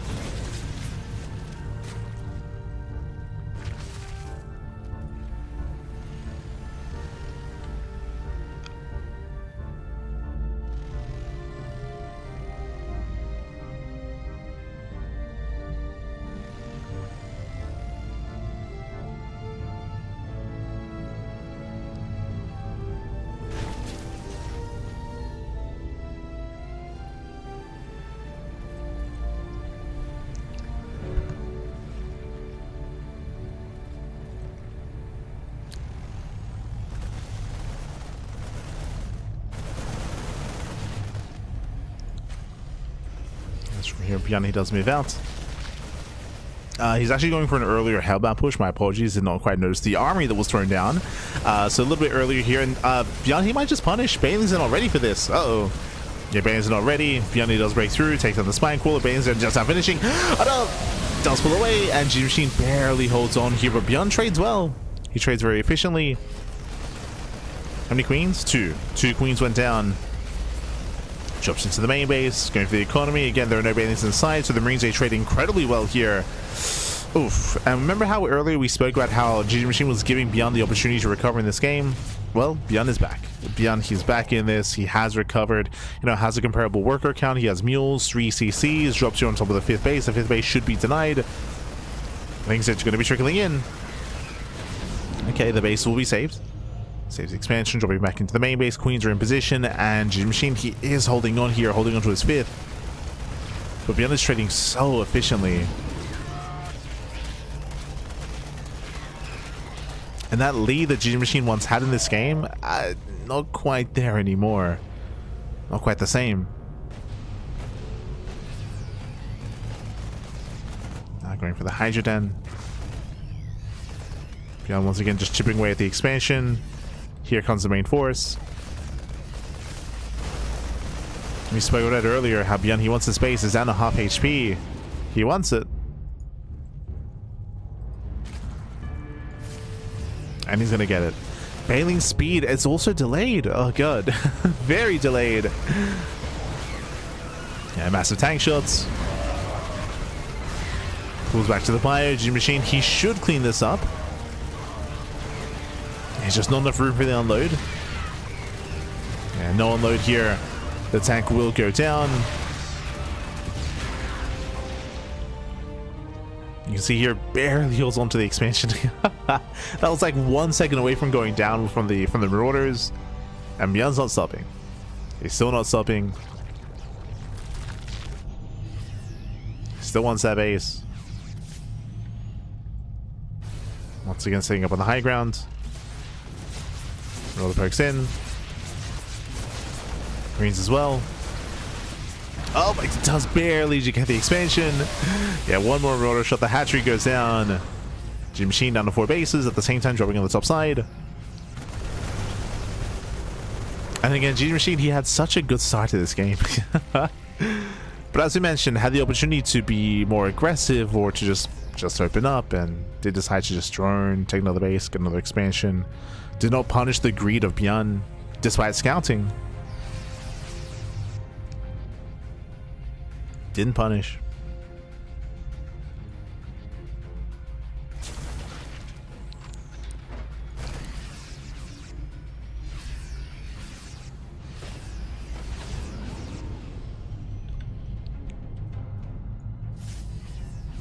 And GG Machine, he's gonna have to fight for his 5th base. He's not gonna get it anytime soon. No shot. he just cannot expand.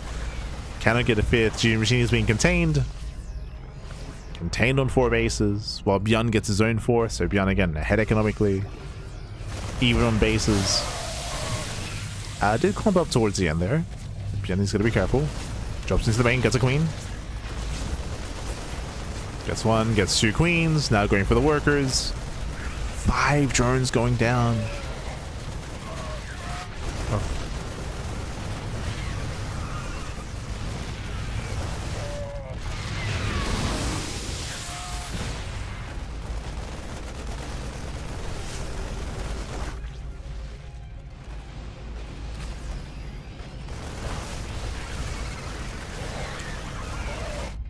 Oh.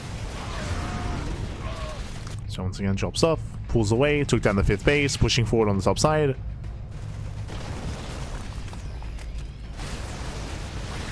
Oh no, the mines! And they get the mines, they pop off, they shut down the Link Bane. Oof, even the Hydras. And just keeps dropping. Keeps going. He keeps going as he catches out, what, 5 overlords? Oh my god, the supply block! The supply block's brutal, Pappy. It's brutal.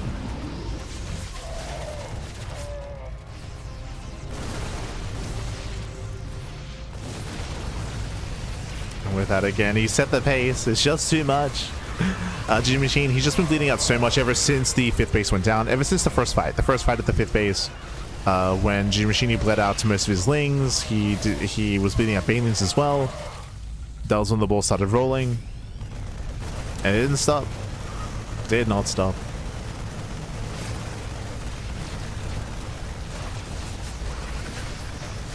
And ByuN's just going to keep hammering at these bases. And as you mentioned, G Machine will never get a 5th. Will never get a 5th base. Just perpetually down in bases, down in economy.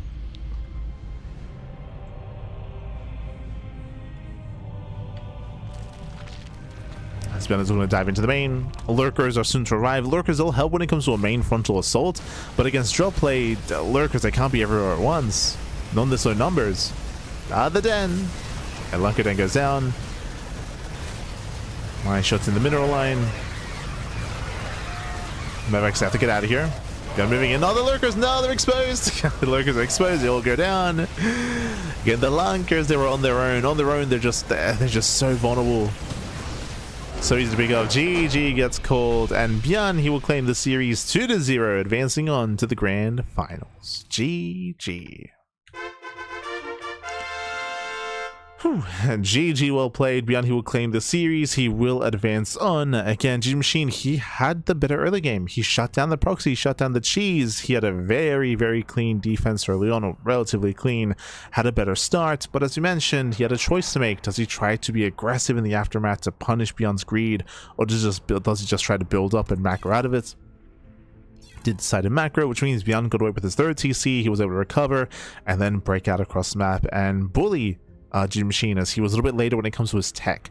Later lair, later bailing speed. He was still just droning, saturating. He was prioritizing Hydras, if you recall, and that he was punished as a result of that. GG. GG, well played. With that, we're going to be getting ready for the grand finals. Before the grand finals, it is time for what? It is time for the raffle. Let's go. It's time for the random raffle. Every single week, we do have a raffle held for all of our competitors, for all of our players. And we're about to get into it. Un momento.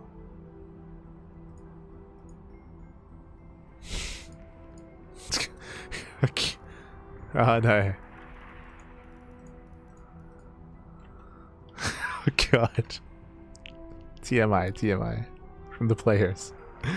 But we do need a moment here to go over the raffle. So the raffle is a random raffle with the players, of course, for the participants of this week's tournament. Basically, all the players that competed tonight are equally eligible for a random raffle, but you have to have played, of course. If there was a walkover in the first round, and there were a couple of walkovers this week. There was Chovka, he did forfeit against Percival. Likewise, Roxas earlier as well, means they're ineligible for this week's raffle. Everyone else, though, can earn some prize money here. Nothing crazy, nothing wild, just 5 USD, but one player does walk away a little bit richer.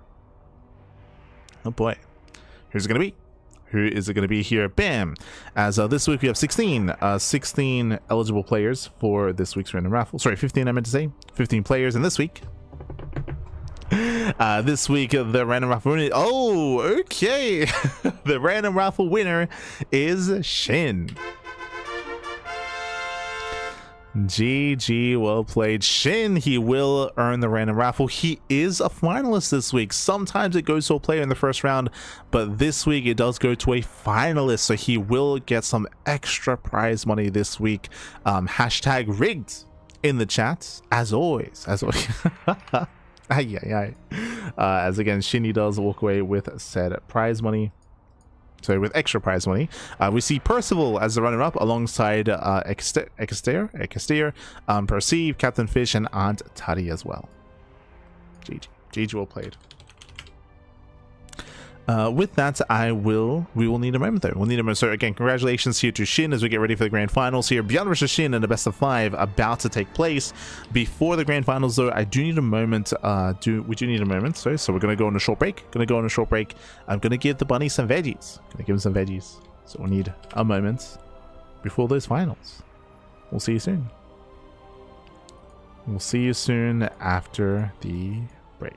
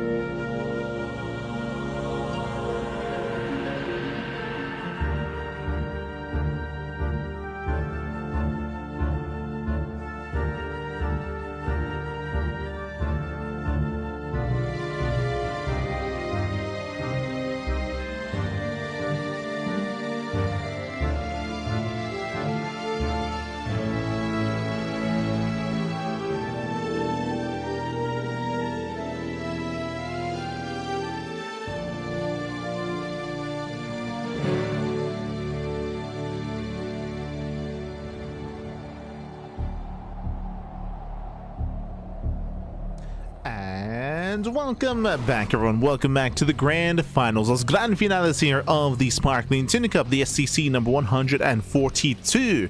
We are back. We returned with our best of five grand finals here. It's been an intense tournament so far, but the top two seeds of the events are still going to face off. They still do meet in the grand finals. We did have some competitors to stop them, but they could not be stopped. As spawning in the top right hand corner of the Old Sun Temple, we have the red Terran player. We have the South Korean Terran for Shopify. It is ByuN. And spawning in the left hand corner, we have the blue Zerg player. We have the South Korean Zerg for onside. It is SHIN. And if you're in the chat, you know what time it is. It is Gamba time. Predictions are open as I try to whip out the translations. Predictions are open. Place your bets on who you think will claim the series, on who you believe will claim the win. Oh my god, they're speaking so... Oh god. Por favor.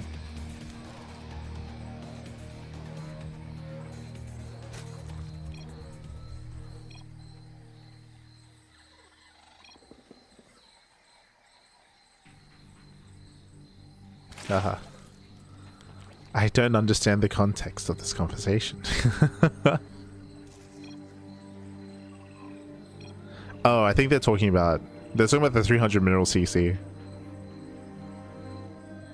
Yeah.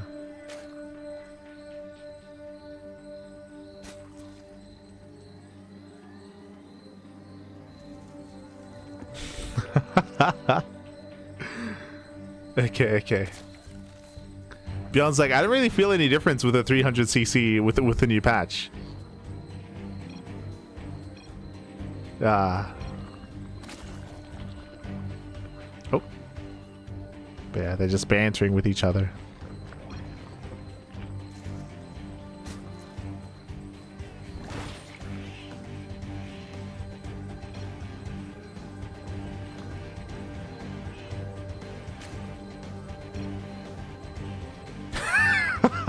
What are we saying right now?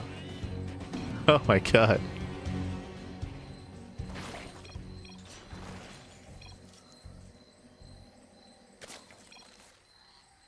Yeah. Basically, like, SHIN was like, come at me. And then ByuN's like, I went to your house and I can't see your face.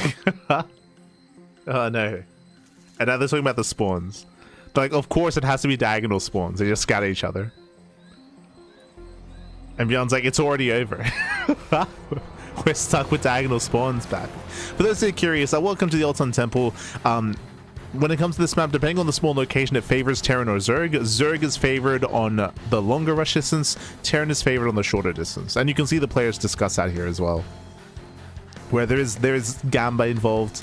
Longer rush distance by ground means that the Zerg player has more freedom, more room to breathe, more room to drone, to saturate, to build up on a higher base count, and to contain the Terran player. On a shorter rush distance by ground, Terran can be more active, more aggressive, and can kill the Zerg player early on. We saw that in the GG Machine series, if you remember earlier. And yeah, they were just lamenting about or at least ByuN was lamenting about the spawn location. Behind this going 3cc 3 racks. Okay, hyper greed here out of ByuN. Este bien, man. Just catching up. Just catching up in the chat. But yeah, they were just bantering early on. Starting up outside of the bases. When it comes to the 3cc build, this is typically a TVP build, but ByuN is going to be hyper greedy here, and this will snowball out of control in the mid game. Unfortunately, because of the spawn locations, I don't really see this doing too much damage, but the power spike will arrive off of a 3-base economy. The whole purpose here is to establish your third base and saturate it as best you can, and then you have your abundance of Marines to work with.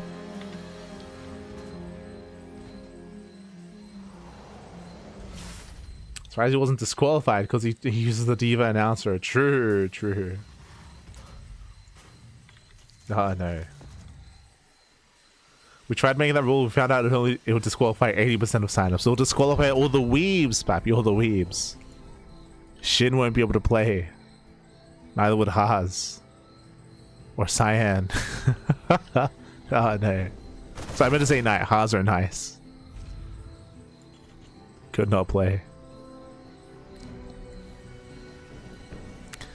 As Shinny pokes in, pulls back, drones up, saturates, breaks down, or looking to break down the front door or breaking down the rocks to claim his fourth.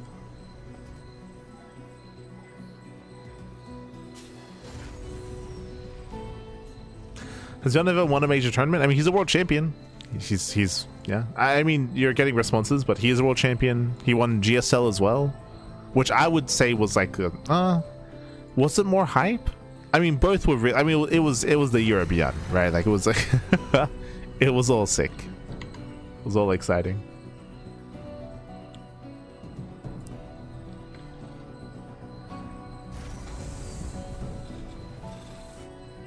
I mean, StarCraft has a long history, but yes, ByuN is an ex-world champion. I would say that if you're referring to like modern StarCraft, ByuN, he's like top 4 Terran in the world, like top 5. Like if you tune into our broadcasting, you would know that I do rate Cure higher than ByuN, depending on the matchup. But ByuN is a very stylistic player. I think that's maybe the most enjoyable thing about ByuN. He's very stylistic, especially in TVT. Like ByuN, I think his TVT is the most unique amongst any other player out there. I think in the other matchups, like, he kind of follows the norms a little bit more, but in TVT he can express himself and distinguish himself more so than the other players. Regardless, SHIN does move out. Pokes in, pulls away. Again, ByuN is in position, going for his own double drop. At the same time, SHIN back at home is keeping up with the drop play. May lose the Overlord, but so far is in position to defend, to try to maintain some of this creep, to try to keep up. Again, it takes a little more time to get across the map to apply that pressure because of those spawn locations. That's why the players were smurging earlier. Alright, ByuN is trading quite efficiently here, unironically. Like, he's... God, how many things are we throwing away? 34? SHIN, we're not gonna win this fight. SHIN? Question mark? What are we doing? We just threw away 40 lings for 13 marines, papi. What are we doing? The brain turned off and we just A moved. SHIN, cuidado.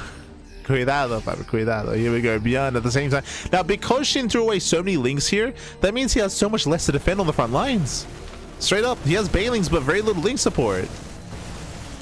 This move in the main base may have just killed SHIN. Yeah, it did. Straight up. Like, SHIN just doesn't have enough. He threw everything away earlier. Oh, no! Again, nice split. Yeah, nice spread here by ByuN. Focus down all the Bailings. That's it. That's game. Unironically, SHIN's reaction here in the main base killed him. Oh no. Yeah, as ByuN Sobel's out of control, takes down to the entire army, the Lings, the Bailings, the Hydras, the base. We stim and we win. Bappy GG gets called and ByuN takes game number 1. GG. GG, well played. Winding it back again, because SHIN was so inefficient when it comes to defending against the drop, it meant that he did not have the army that he otherwise should have had to defend against the main push. He was just lacking all that link support. He was lacking 40 lings, by the way, 40 Zerglings. They should have been there. They weren't. That was game. GG. GG, well played. With that, ByuN Snowball's out of control and he does claim the win.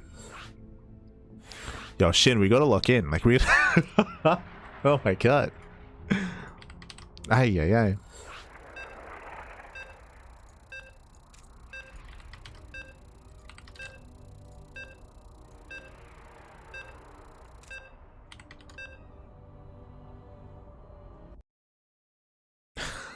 Oh god.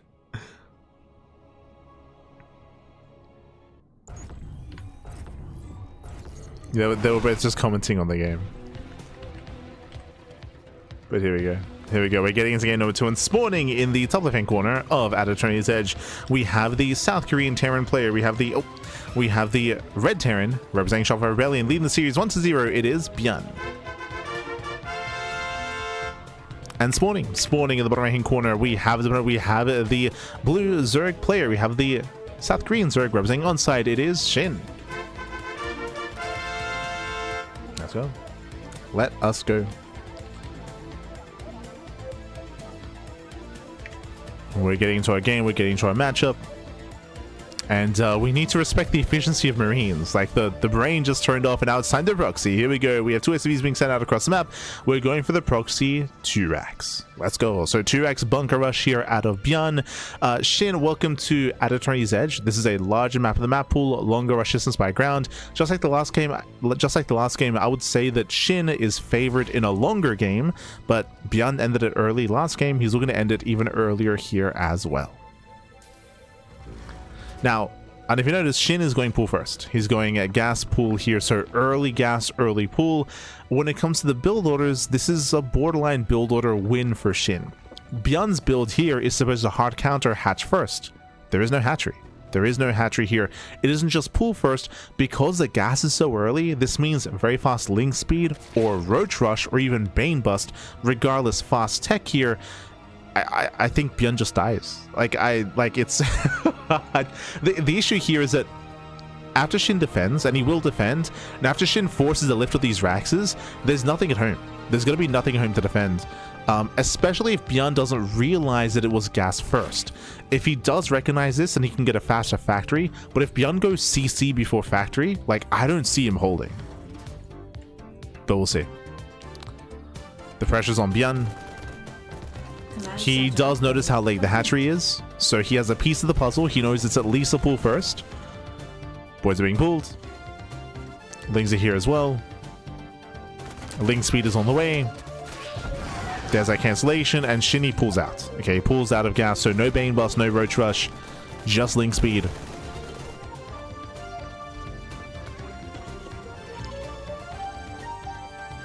Behind this, because of link speed as well, there is no queen. Links, we're going for the dive. Yeah, we're going for the surround. Ooh. And he does look down 3 of those Marines. 1, 2, 3 Marines do fall. The SCV as well. The bunker may finish, but we catch the reinforcing units here. We catch the reinforcing Marines. I mean, nice setup stepping here by ByuN, trading as best he can. Still will lose everything. And again, the bunker may finish, but what's important here is link speed. We don't want to show it too early. Oh, so we do catch another Marine. Yeah, another Marine goes down. And another. Link speed is almost complete. The queens are popping out. And remember, he's going CC. Yeah, he's going CC before factory. Ay, ay, ay. So ByuN will have 0 units to defend. 0 units back at home. Link speed is revealed. Yeah, link speed is revealed. GG. GG gets called. Builder win for SHIN, and SHIN ties up the series 1-1. GG. Whew. GG, well played. Was had it 1-1. As we mentioned, it was a build order win here. SHIN going for the early pool into the early gas. There was a chance if ByuN had recognized what was going on, if he went for a factory instead of CC back at home, then maybe he can pull the boys, repair, defend, and buy enough time for Hellion support, and the game can continue. Maybe. That's a big maybe though. Oh. But again, he went CC, right? He went CC before any other building, so there was no chance for defense. And with that, we're now getting into game number 3. Let's go. Jump into game 3.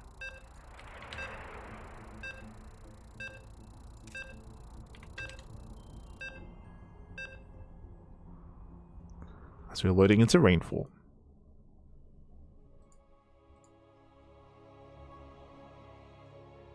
Here we go.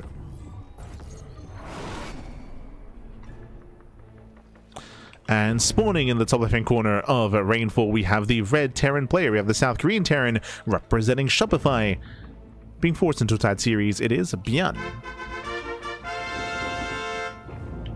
And spawning in the bottom right-hand corner, we have the blue Zerg player. We have the South Korean Zerg representing Onside. It is SHIN. Let's go. Let us go as we're getting into game number 3 here. And again, the first 2 games have been very fast, have been very intense. Game 1, we saw that SHIN, he did have a very rough and a very inefficient reaction. He traded very poorly. He'd made mistakes and he was punished for it. The game just ended. Even though the map spawns were favoring Shin in game 1, in game 2, build order win for Shin. Game 3, we're loading into Rainfall. Rainfall is a very small map of the map pool. Aggression is favored here on this map. Typically, Terran is favored as a result of that, as we can commit into some hyper aggression in the early to mid game. We'll see if ByuN can get there. We'll see how Shin decides to open up. Let's go.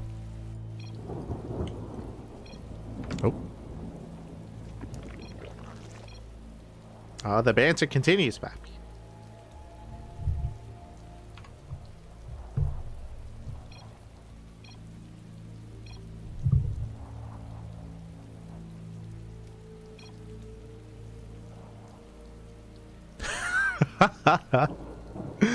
So ByuN is asking what build to do. He's asking what build. He's saying 1-3-1-3. Is it good? She's like, I don't know. It's like, I recommend it. Oh, he's saying 13-14. Ah, I see. Never mind.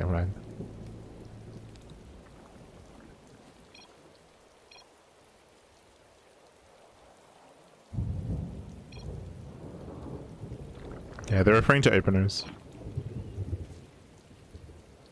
So I was confused. I was like, what build is 1-3-1-3? Ah, it's 13-13 and 13-14. So they're just talking about their openers. They're talking about orbital timings, CC timings.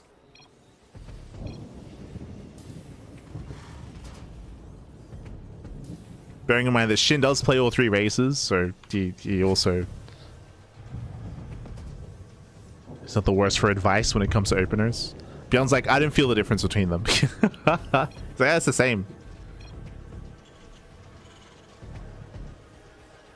Shin saying that 13-13 is better because the Reaper hits faster. ByuN's like, I shouldn't have asked.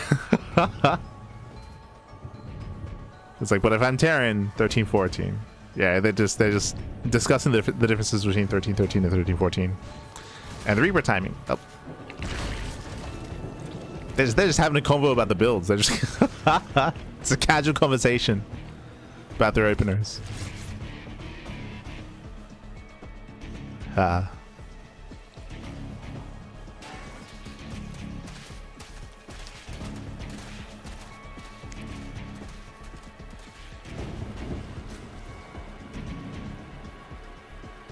we go.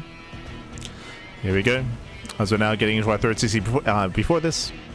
So third CC before Starport. Looks like a standard economic opener here out of ByuN.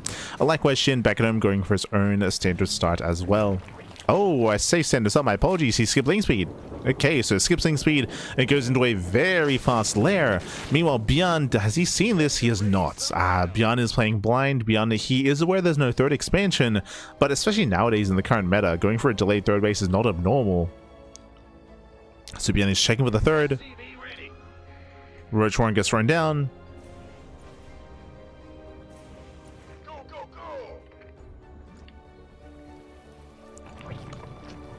Yeah, Roach Warren is thrown down behind this. From here, we can go into either a hidden spire, as so far none of this has been seen, or we can rush into Roach speed into heavy Roach aggression. Now, something that I should clarify when we open up into this game, we spoke about how Rainfall favors aggression, that typically favors Terran players. I stand by that, but it is a general statement that it favors aggression, and Zerg players can still go for ritual links. Oh no! Oh, Hellings busts into the middle line, no links to defend. Drone's going to be going down so far, getting full workers and gets a full scout, confirms. Oh no, the drones! Oh my god, they line up. Yeah, the drones are lining up. A drone's going to be going down. Critical damage is being dealt. We get one more volley. Barely not. But a drone kills. What I was about to say here is that when it comes to aggression, Roach All-Ins can be very strong on Rainfall as well. That's what Shin was planning for, but now his economy has been delayed, has been disrupted, and ByuN got a full scout. He sees everything. Bunkers are on the way. You're getting his bunker up and running here at the natural, building up his ByuN army, and the push here that Shin is going to be going for is significantly weaker. Yeah, he's just moving out with a handful of roaches behind this. He's droning, saturating. Shin is going to try to macro out of this and try to recover, but Shin has had a very rough start, considering that he already had a late third. Remember, it was already a delayed third base to begin with. Ay, ay, ay.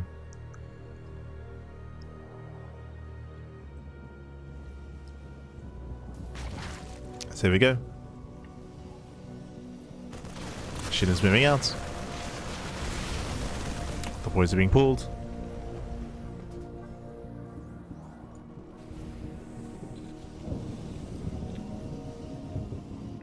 And Shin has to back up. He has to pull away.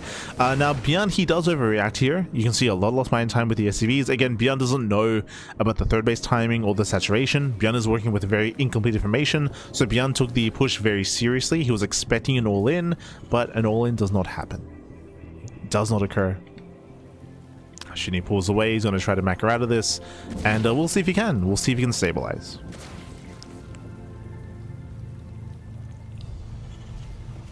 He can stabilize.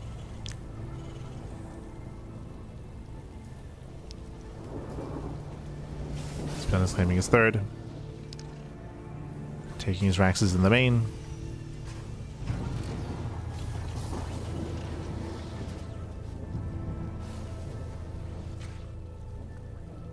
And Shin, he's going to try to rush into Infestors. That is a good way to support his army, bearing in mind there are no banelings, right? It's purely Roach Ravager.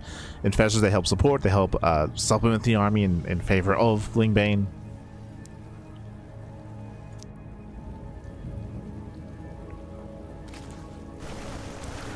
Oh, the contamination. I mean, contaminating the starport will delay the push, true. Delays the move out. Giving Shin more time to respond, more time to build up. Shin needs time, Pat. He needs time.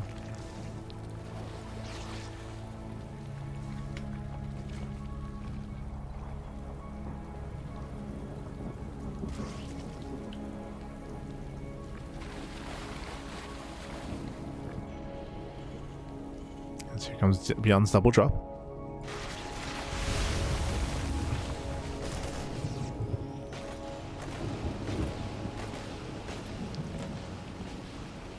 Does have to move out. Thankfully is paying attention. Is able to respond. As Shin moves out, ByuN he looks to move in.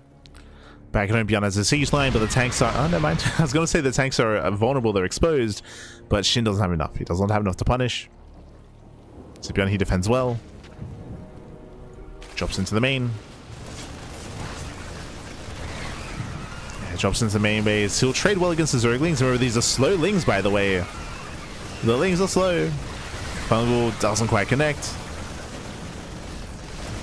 Greens, they trade well. I almost got deja vu there, right? To game one of Shin throwing away 40 Zerglings. I almost... Oh, God. It's going to be stuck in my mind for quite some time. Nice catch.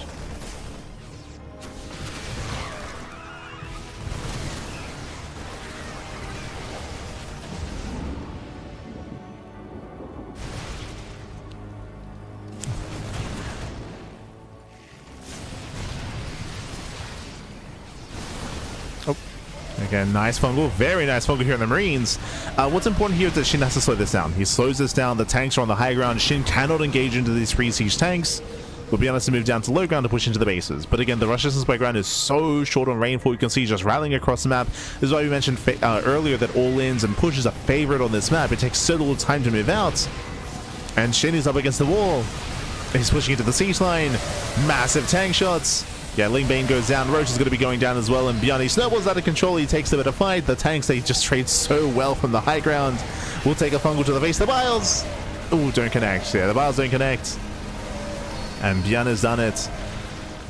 He breaks through the Ravagers. He snowballs out of control. There's nothing to defend. The boys are being pulled. Desperation here out of Shin. Desperation, Pappy. GG gets called. And ByuN will take a 2-1 lead in the series. GG. Whew. GG, well played. He will take a lead in the series. Again, Shin had just a rough start here. I mean, I say a rough start. There was potential when it comes to the opener, but remember, Shin, he lost, what, 8+ drones at the beginning of the game.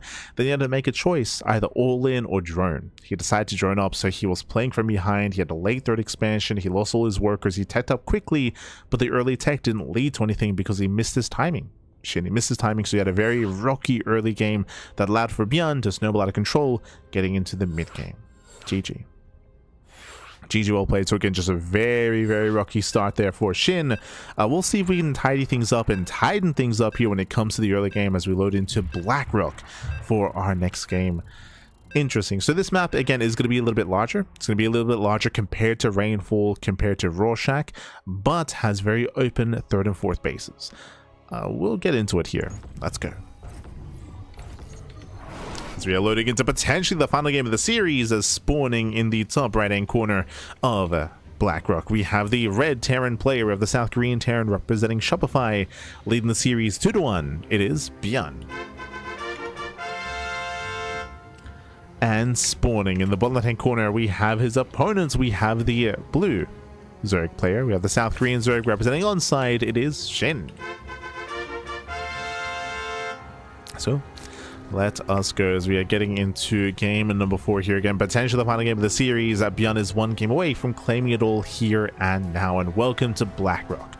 Now, BlackRock is an interesting map in the map pool. It's very unique, for sure. It is very unique. It's very rock and, again, tall grass heavy. Like, there's a lot of vision blockers, a lot of side blockers throughout the entirety of the map itself. It does make pushing through the center complex. It means that you can be out positioned, you can push into a line of tanks, for example, without being fully aware. So positional play, vision, scouting, map awareness, map control is crucial on BlackRock. What I will say is that the third base and the fourth base are very accessible, especially when the rocks get knocked down. But they're very accessible. Unlike on other standard maps, there's no high ground. There's no high ground, there's no points of elevation.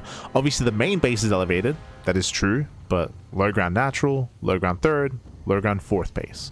Because there's no high ground, because there are no choke points either, it does mean that these big 3 base and 4 base pushes can excel when it comes to Zerg players. Like, I would say that Terran and Protoss have a hard time turtling on this map. They have a hard time turtling, they have a hard time defending. We don't expect ByuN to turtle, but what this means here is that ByuN needs to be active in the mid game. We've got to be active, we've got to be aggressive, and that's his go-to, right? That's what he does best, but that's what he needs to rely upon. And SHIN is aware of this as well, and we'll see if SHIN goes for like a safer style, a safer build.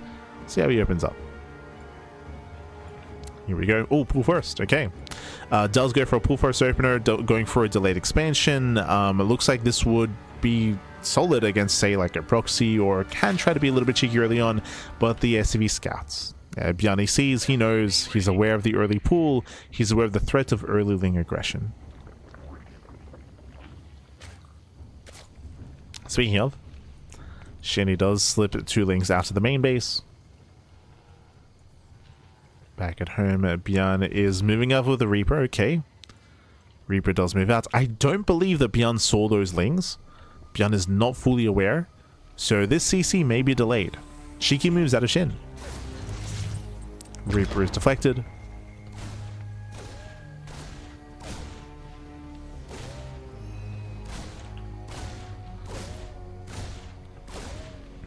I see Zergtroll in the chat. How do I do a replay cast if you don't have Discord? Email. Do you have an email? You can send your replay to our CranKy Ducklings email, our Gmail, if you will.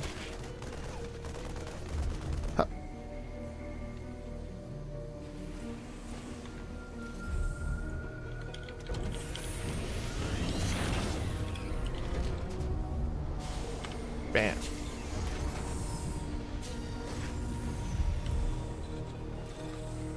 Esther Zergtroll. As behind this, we're going for a third CC before Starport. We do have an economic build here by ByuN initially, so economic start. SHIN staying on 2 bases, a very late third. So delayed third expansion here by SHIN. Last game this led into an early lair, but this time SHIN is getting link speed. He's still staying in gas though. Yeah, just now going for his third base.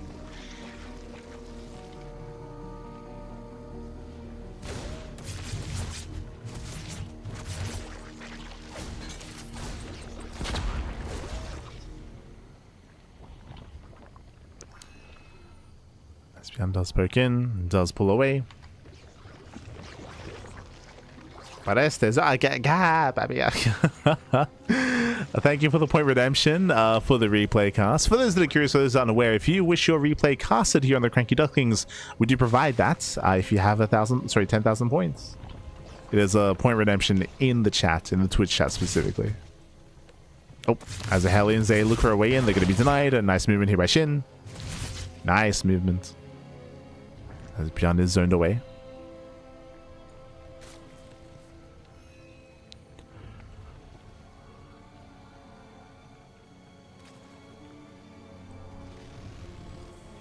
That's going to be zoned back.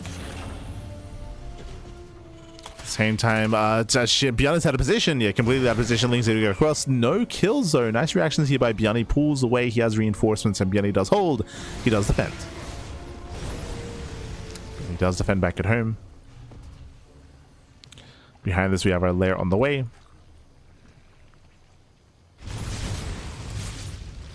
Again, SHIN is slowly building up. Meanwhile, remember, it's ByuN that went for the faster third base, so he'll have a stronger mid game, or at least that's the goal here, to have that boosted economy coming into a 3-base setup. Here's the goal.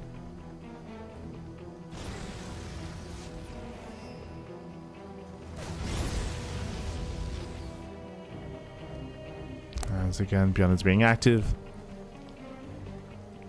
Looking for a way in.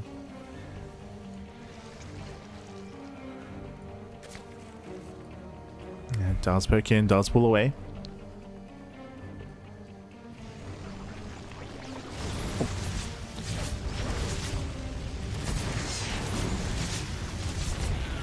He's even catch out the Hellion. So again, nice pickles here by SHIN as he's securing his 4th expansion, building up into Lingbane. Behind this, there has been, like, say, no faster Hydrogen or Roaches. The goal here looks like, oh, I was going to say Lingbane into Infestor, but no, it's not going to be the Infestation Pit. It's going to be the Hydrogen, so it is going to be Lingbane Hydra out of SHIN. A very robust mid-game composition. It's very common for Zerg players in the current meta to rush into Hive and rush into Ultras. You can see SHIN, he's not taking that risk. He's not taking that risk.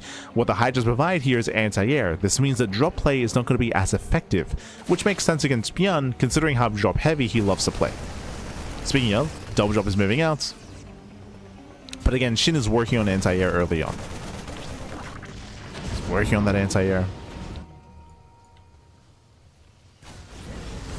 SHIN does counterattack, slipping into the tries to slip into the third base, tries to. Picks in, pulls away, going for a Bane Bust. At the same time, ByuN dropping in towards the main. Oh. Lingbane is waiting. Uh-oh. ByuN. Yeah, a bit of a late reaction. ByuN does pick up.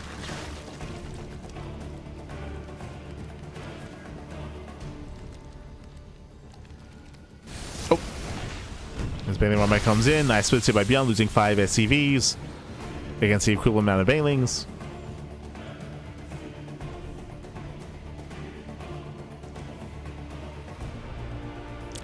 Don't have one, just a stupid amount of points. Oh no. I mean, maybe one day we'll branch out to like other games. Maybe. Maybe.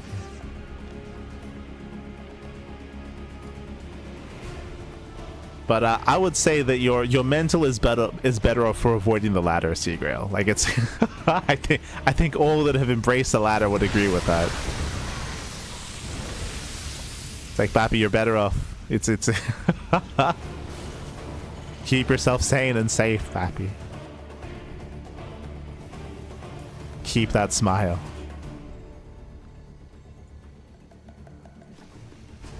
Ay, ay, ay.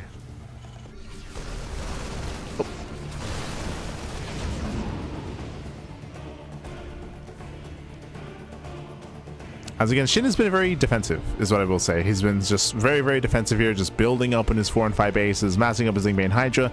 And this goes into what we just spoke about at the beginning of this game. What did we say at the beginning? We spoke about how the 3rd and 4th base are difficult to defend due to the map terrain itself if you try to turtle up. And ByuN is turtling. Unlike the previous games, ByuN, he's not dropping really. He's keeping his reinforcements at home, his tanks back at home. He's getting an earlier 4th CC. He is being active with 1 set of double drops, but only a single set. And this means that SHIN is maxed. SHIN, he just freely maxes out. He's not had to worry about you know, redroning or dealing with these pushes early on. He's just been left alone. He's been left alone, and it's going to be a tough hold to ByuN. You can see he's knocking down these towers, sealing that the 4th base off, at least trying to. And here comes SHIN. SHIN is maxed. He be pushing. He wants the CC. Oh, yeah, takes down the tank. Takes down the tank. It takes down the command center as well. I mean, ByuN's just out of position. He's out of position.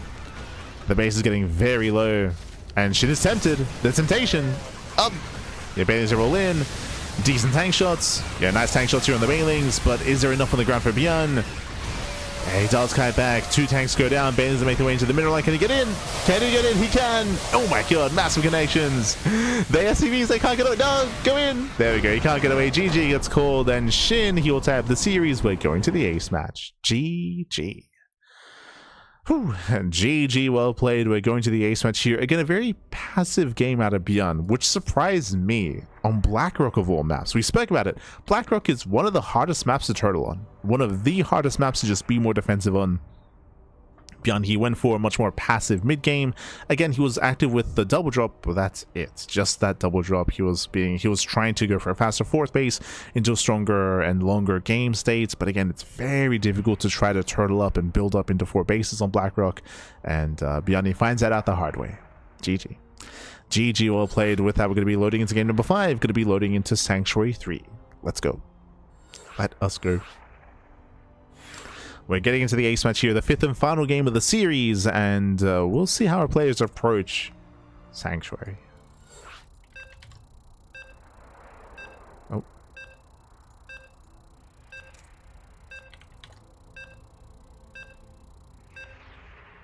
Let's go.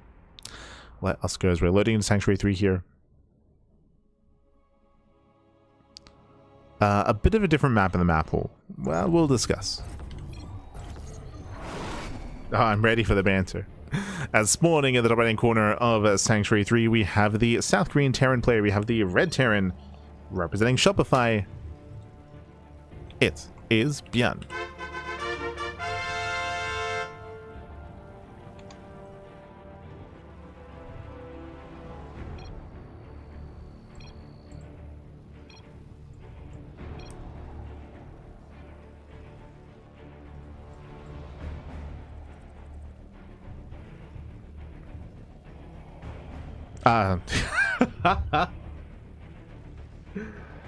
So have a guess as to what this is too. This is all talking about the opener that SHIN went for last game. Remember in the last game, SHIN, he went pool first. He went pool first and he got 2 lings outs. That's what ByuN is talking about. He's talking about those 2 lings that got across the map, because he's like, what the hell? Where'd they come from? It's like, I didn't see them come out. If you recall, we did mention he didn't see them come out. SHIN was being very sneaky with them, and that's what this conversation is.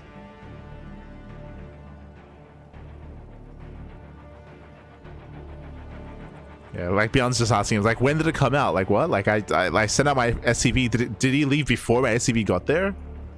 And she's like, no. He's like, when your SCV went into my main and when you weren't looking, I came out. It's like, when you weren't watching. Yeah.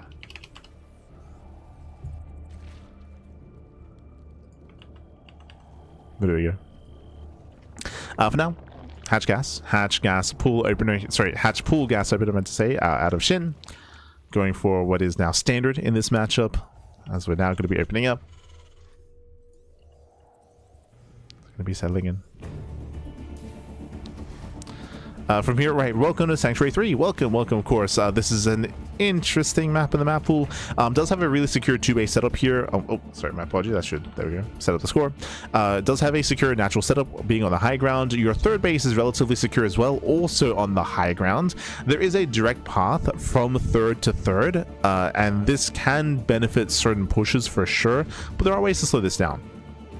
There are slow zones, there were towers you can knock down as well. There are ways to slow down said push. What I will say though, even though the 3-base setup is easier to defend on this map compared to Blackrock, the 4th expansion, that is a different story. Low ground 4th base, and you can attack from the top side, or you can come in from a flanking angle instead. Trying to defend the 4th base as a Terran or Protoss can be very, very difficult, as the Zerg player typically has map control.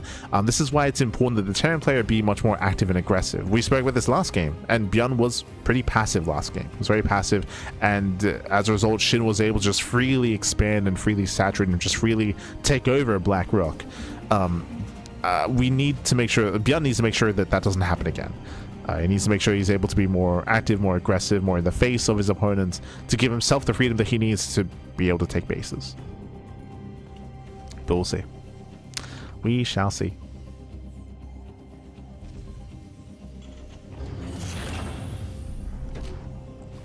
So we are moving out.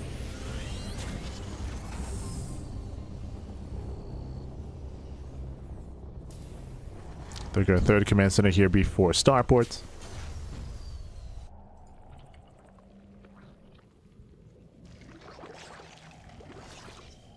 Here we go.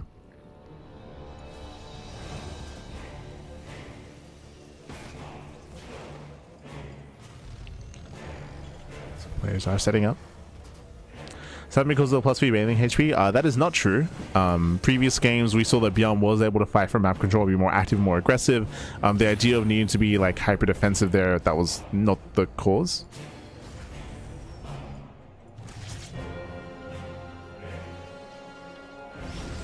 You could argue that because the early game was disrupted, maybe that led to ByuN being more defensive and felt the need to try to recover from like a disrupted early game, maybe.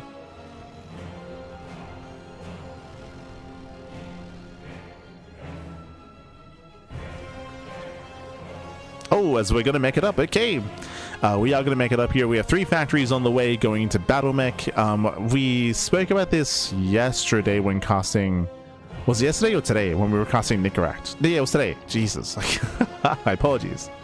When we were casting Nicaract versus G-Machine, if you recall in that quarterfinals match, we did say how we expected Nicaract to play mech at one point just because all the Korean Terrans and Clem as well are all playing mech against Zerg. They're all mixing it in. And then Nicaract went mech in game 2. We're like, oh, there you go. We didn't get to bring it up here in this series, but yes, players like ByuN, Kior, Clem, this should not be a surprise to you. Mech has been seen from every Terran player in TVZ. It's not something that you rely upon, but it is something that you mix in.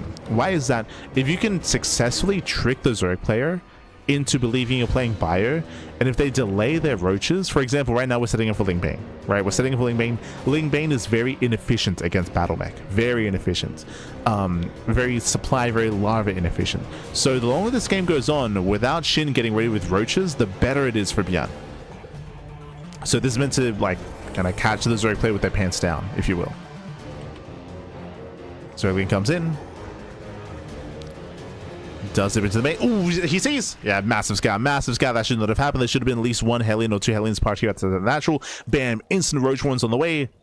Yeah, Shinny cancels the previous building. I think it was either a pits or a Hydra Dam, but he does start the roach warren as quickly as he can. Actually, sorry, that's the lair that's on the way. I don't know, he canceled the building. And it's time for the roaches. Blue Flame is now done. Hellion Cyclone moving in.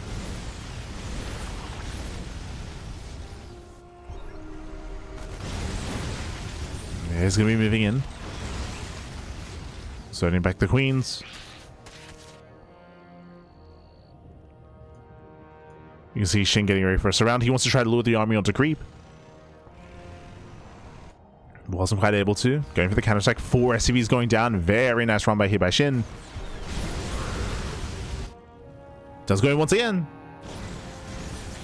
Oh, trying to lock down the army. Can he get the cyclones? He can. Yeah, he does lock down the cyclones. 2 Hellions, and can he get the cyclones? Just barely. He cannot. Oh my god. But ByuN, he came back home, and this is still worth it anyway. ByuN, he races back home to defend. This was how many? This was 5 SCV kills, 3 Hellions. Lings, they get roasted, but this buys time for what? For roaches. This is all that matters. We buy time for the roaches. The roaches have now arrived, and now SHIN has a much more robust defense back at home. And ByuN, he's losing control of this game. Remember, this was meant to be the surprise factor. This is meant to catch SHIN with his pants down. The pants are up. The pants are up, Pappy. He's wearing a belt. He's crazy. Oh, does get a queen though. 1, 2, 3 queens gonna be going down. SHIN, he fails to break the lock on. So we got some decent pickups. SHIN coming in for the flank. Yeah, he's coming in for the surround. Oh! It comes in from behind. And he wants those cyclones. He gets 4. Yeah, 3. He gets 4 cyclones. And massive catch. And SHIN commits. SHIN, he's just rallying. He's just rallying across the map. Trying to break through. There's 4 Hellions left. Sorry, 4 cyclones, I meant to say. There's 4 cyclones remaining. Oh, bars revealed. Ideally, he wanted ByuN to keep chasing. He wants ByuN out in the open because SHIN is not droning. SHIN is not droning, not saturating. He's not building up. ByuN is moving out. And he collapses in. Takes out the tank. Yeah, tank goes down. We get on top of the cyclones as well. Massive pickoffs. And SHIN, trying to snowball out of control. Massive splash damage coming in for the Hellbats. Yeah, massive slash damage. It's just too much. It's just too much. SHIN snowballs out of control. He breaks through the siege line. The tanks are pulling the cyclones. The boys as well. 17 SCV kills. Yeah, 17 SCVs. Critical damage. Again, ByuN got scattered early. GG gets called, and SHIN, he will claim the series 3-2, becoming this week's Sparkling Tuna Cup champion. GG. Whew, and GG, well played. SHIN, he will claim the series. Again, ByuN, he did try to play mech here, which we have been seeing from all the top Terran players, but as we were trying to mention, it's heavily reliant on hiding it from your opponents, and it was a big moment when SHIN slipped into the main. He one Zergling slipped into the main base, saw the battle mech, and instantly Roachhorn went down. And it wasn't just the Roachhorn, it wasn't just that scouts, but also the Ling run by it of SHIN bought time for the Roaches. Two big pivotal moments there for SHIN to scout ahead of time, to recognize what's going on, to throw down the Roachhorn, and to then buy time for Roach production as well.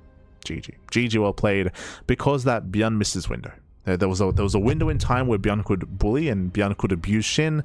That window closed. GG, well played.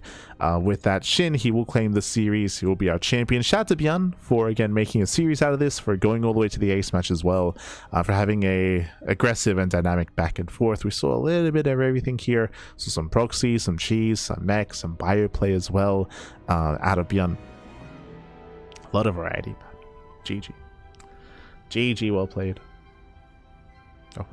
And with that, congratulations to you too, SHIN. Congratulations.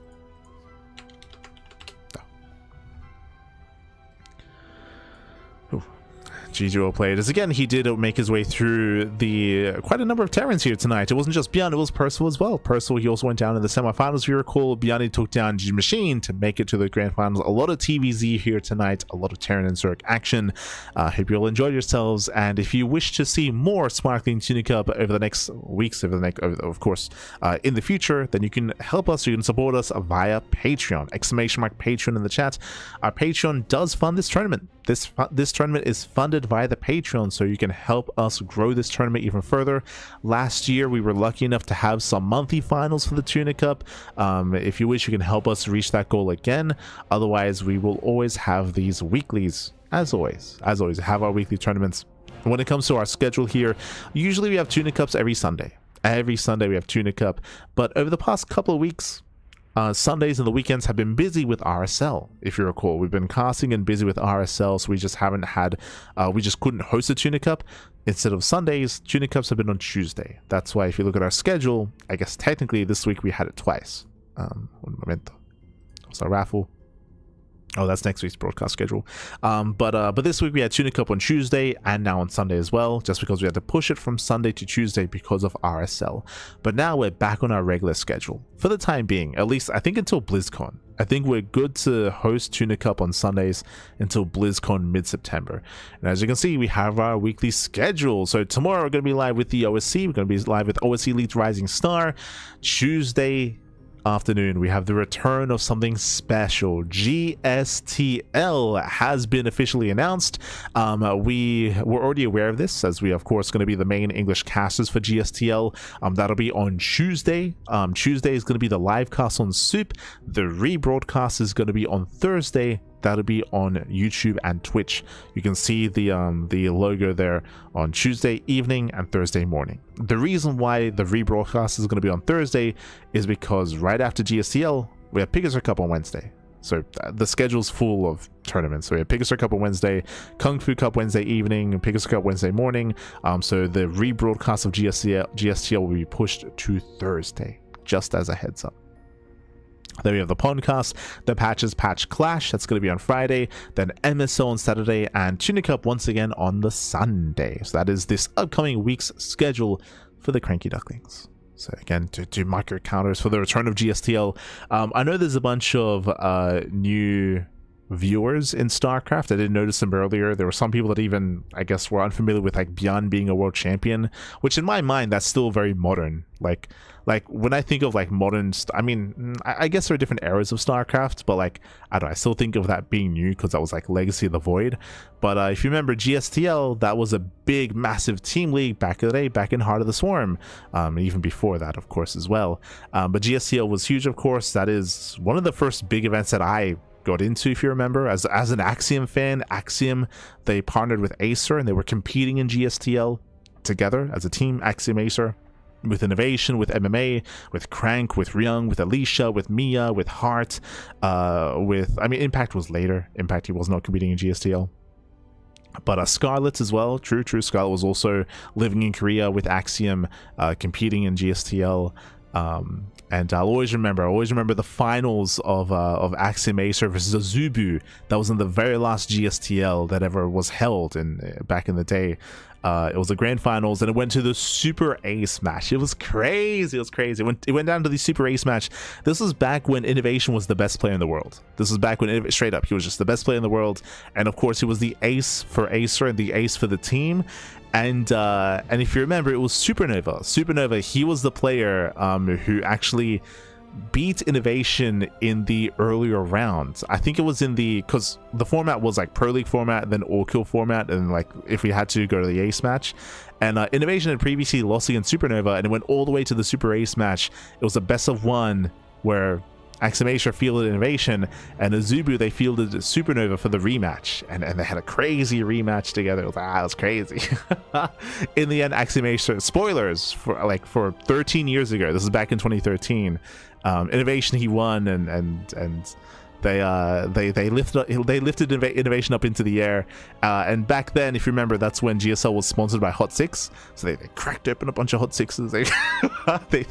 They showered Innovation, baby. He did not like it. But it was hype. Oh my god, those were the days, baby. Those were the days.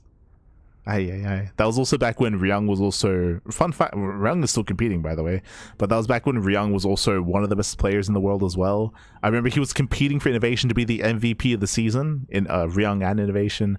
This was months after the Imba incident, where it was Ryung, I think it was Ryung versus Roro in the semifinals of GSL. It was either the semis or, I think it was semis, yeah, semifinals of GSL, where it was the previous season in Wings of Liberty, so this would have been 2012, where he was playing against Brewlord Infestor, and in those final moments, like Ryung, he spammed Imba as he GG'd out, or as he left the game. Very, very infamous. That was like in the final, I think it was in the last GSL of Wings of Liberty, if I recall correctly, back in 2012. But anyway, so that was the last time we had GSTL, 2013 GSTL. That was the last time we had it. 13 years later, the return of GSTL, the Global StarCraft Team League. That's what the T stands for in GSTL, the Team League. I kind of glossed over that. But yeah, we're gonna have, so the GSTL is gonna be returning. That's gonna be Tuesday afternoon, Tuesday evening. We'll be there to cover it live on Soup, as always. We'll be there. We will be there, so look forward to that. Look forward to the GSTL. Otherwise, we are going to be wrapping up. Going to be wrapping up here for the time being. I hope you guys had a great time. Hope you guys enjoyed yourselves. Who do we rate? Oh, ATL. ATL is currently ongoing. The All Things Protoss Team League. If you're out there, if you're Lorimbo fans, papi, then you better be there to cheer for him. You better. We'll give some love to Bomioja. Give some love to Bomioja, as he is currently casting the ATL, so you can tune in. I know the Pig is hosting the Pig Sty Festival, the Pig Fest, so I know that's also ongoing, and some other events are ongoing as well, so do support StarCraft where you can, of course. Otherwise, we'll see you guys tomorrow for the OSC Rising Star. We'll see you on Tuesday for GSTL Pigstar Cup. If you see something that you like, and if you can't watch it live, YouTube is the place to be. You can check out the VODs. We upload VODs on a daily basis. We cast more StarCraft than anyone else out there, more than Wardy, more than Steadfast, more than anyone. We have the quantity, and we got a little bit of the quality as well. A little bit. Thanks for watching. Congratulations to SHIN, of course. Shout out to ByuN, and we'll see you guys tomorrow or next time for some more StarCraft. See you next time. Till then, ciao, papi ciao. Hasta luego.